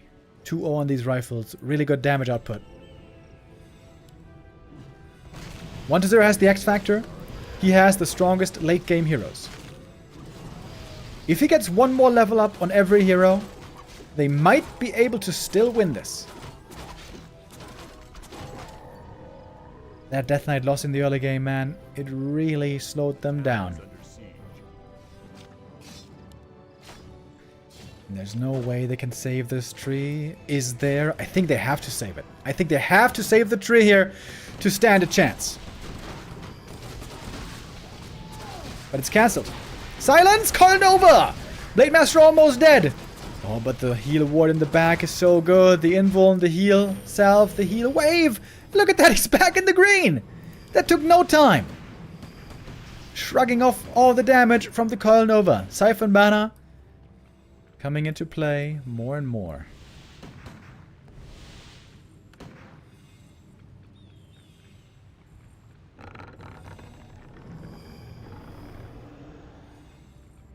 Against this big army now, Crypt Lord would be amazing with Impale, but of course it would have been weaker earlier.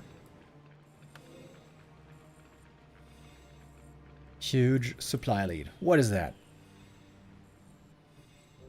It's like a 30 supply lead on Infi and Fly. Colorful is trying to go tier 3. Trying to go MGs. Ultimate late game army. MGs and Fiend Destroyer. That is going to do very well against this kind of an army. But down by so much gold. Can that work? Blade Master sees what's happening. Has not yet seen the MGs though. Also remember, health fountains. Amazing if you can save MGs and then send them there. In we go with the Blizzard. Invo potion on the Archmage, necessary right away. Blade Master falling back, he's got Invuln as well. I think no Invulns on the other side, except for the Demon. And Snare Destroyer almost taken out. Good coil. Good save. But this push is hitting a bit too early for the liking of the other players. Death Knight and Snared might be in danger of going down here. Here comes the Hex. Right click, focus. DK is dead. First MG only shows up now, and it seems to be a little bit too late. The Naga, is she surrounded? Looks like she is for long enough. Blizzard there with the team kill on the Grunt as well, but well worth it. Naga dead, DK dead, Colorful out the game, and the series is over. Fly and Infi do close it out in the end. A very tight contest though. Colorful 1-0 almost got the reverse sweep, but only almost.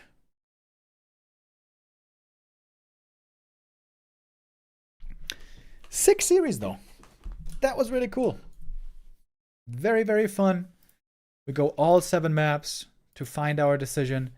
It is Fly Infi victorious in the end. Are there more 2v2 show matches coming up next? Nope. For today, nothing more is announced.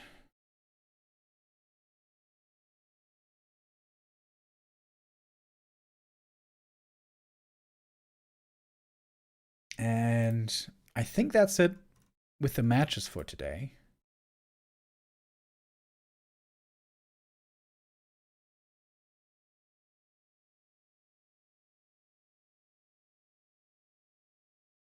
As far as I know.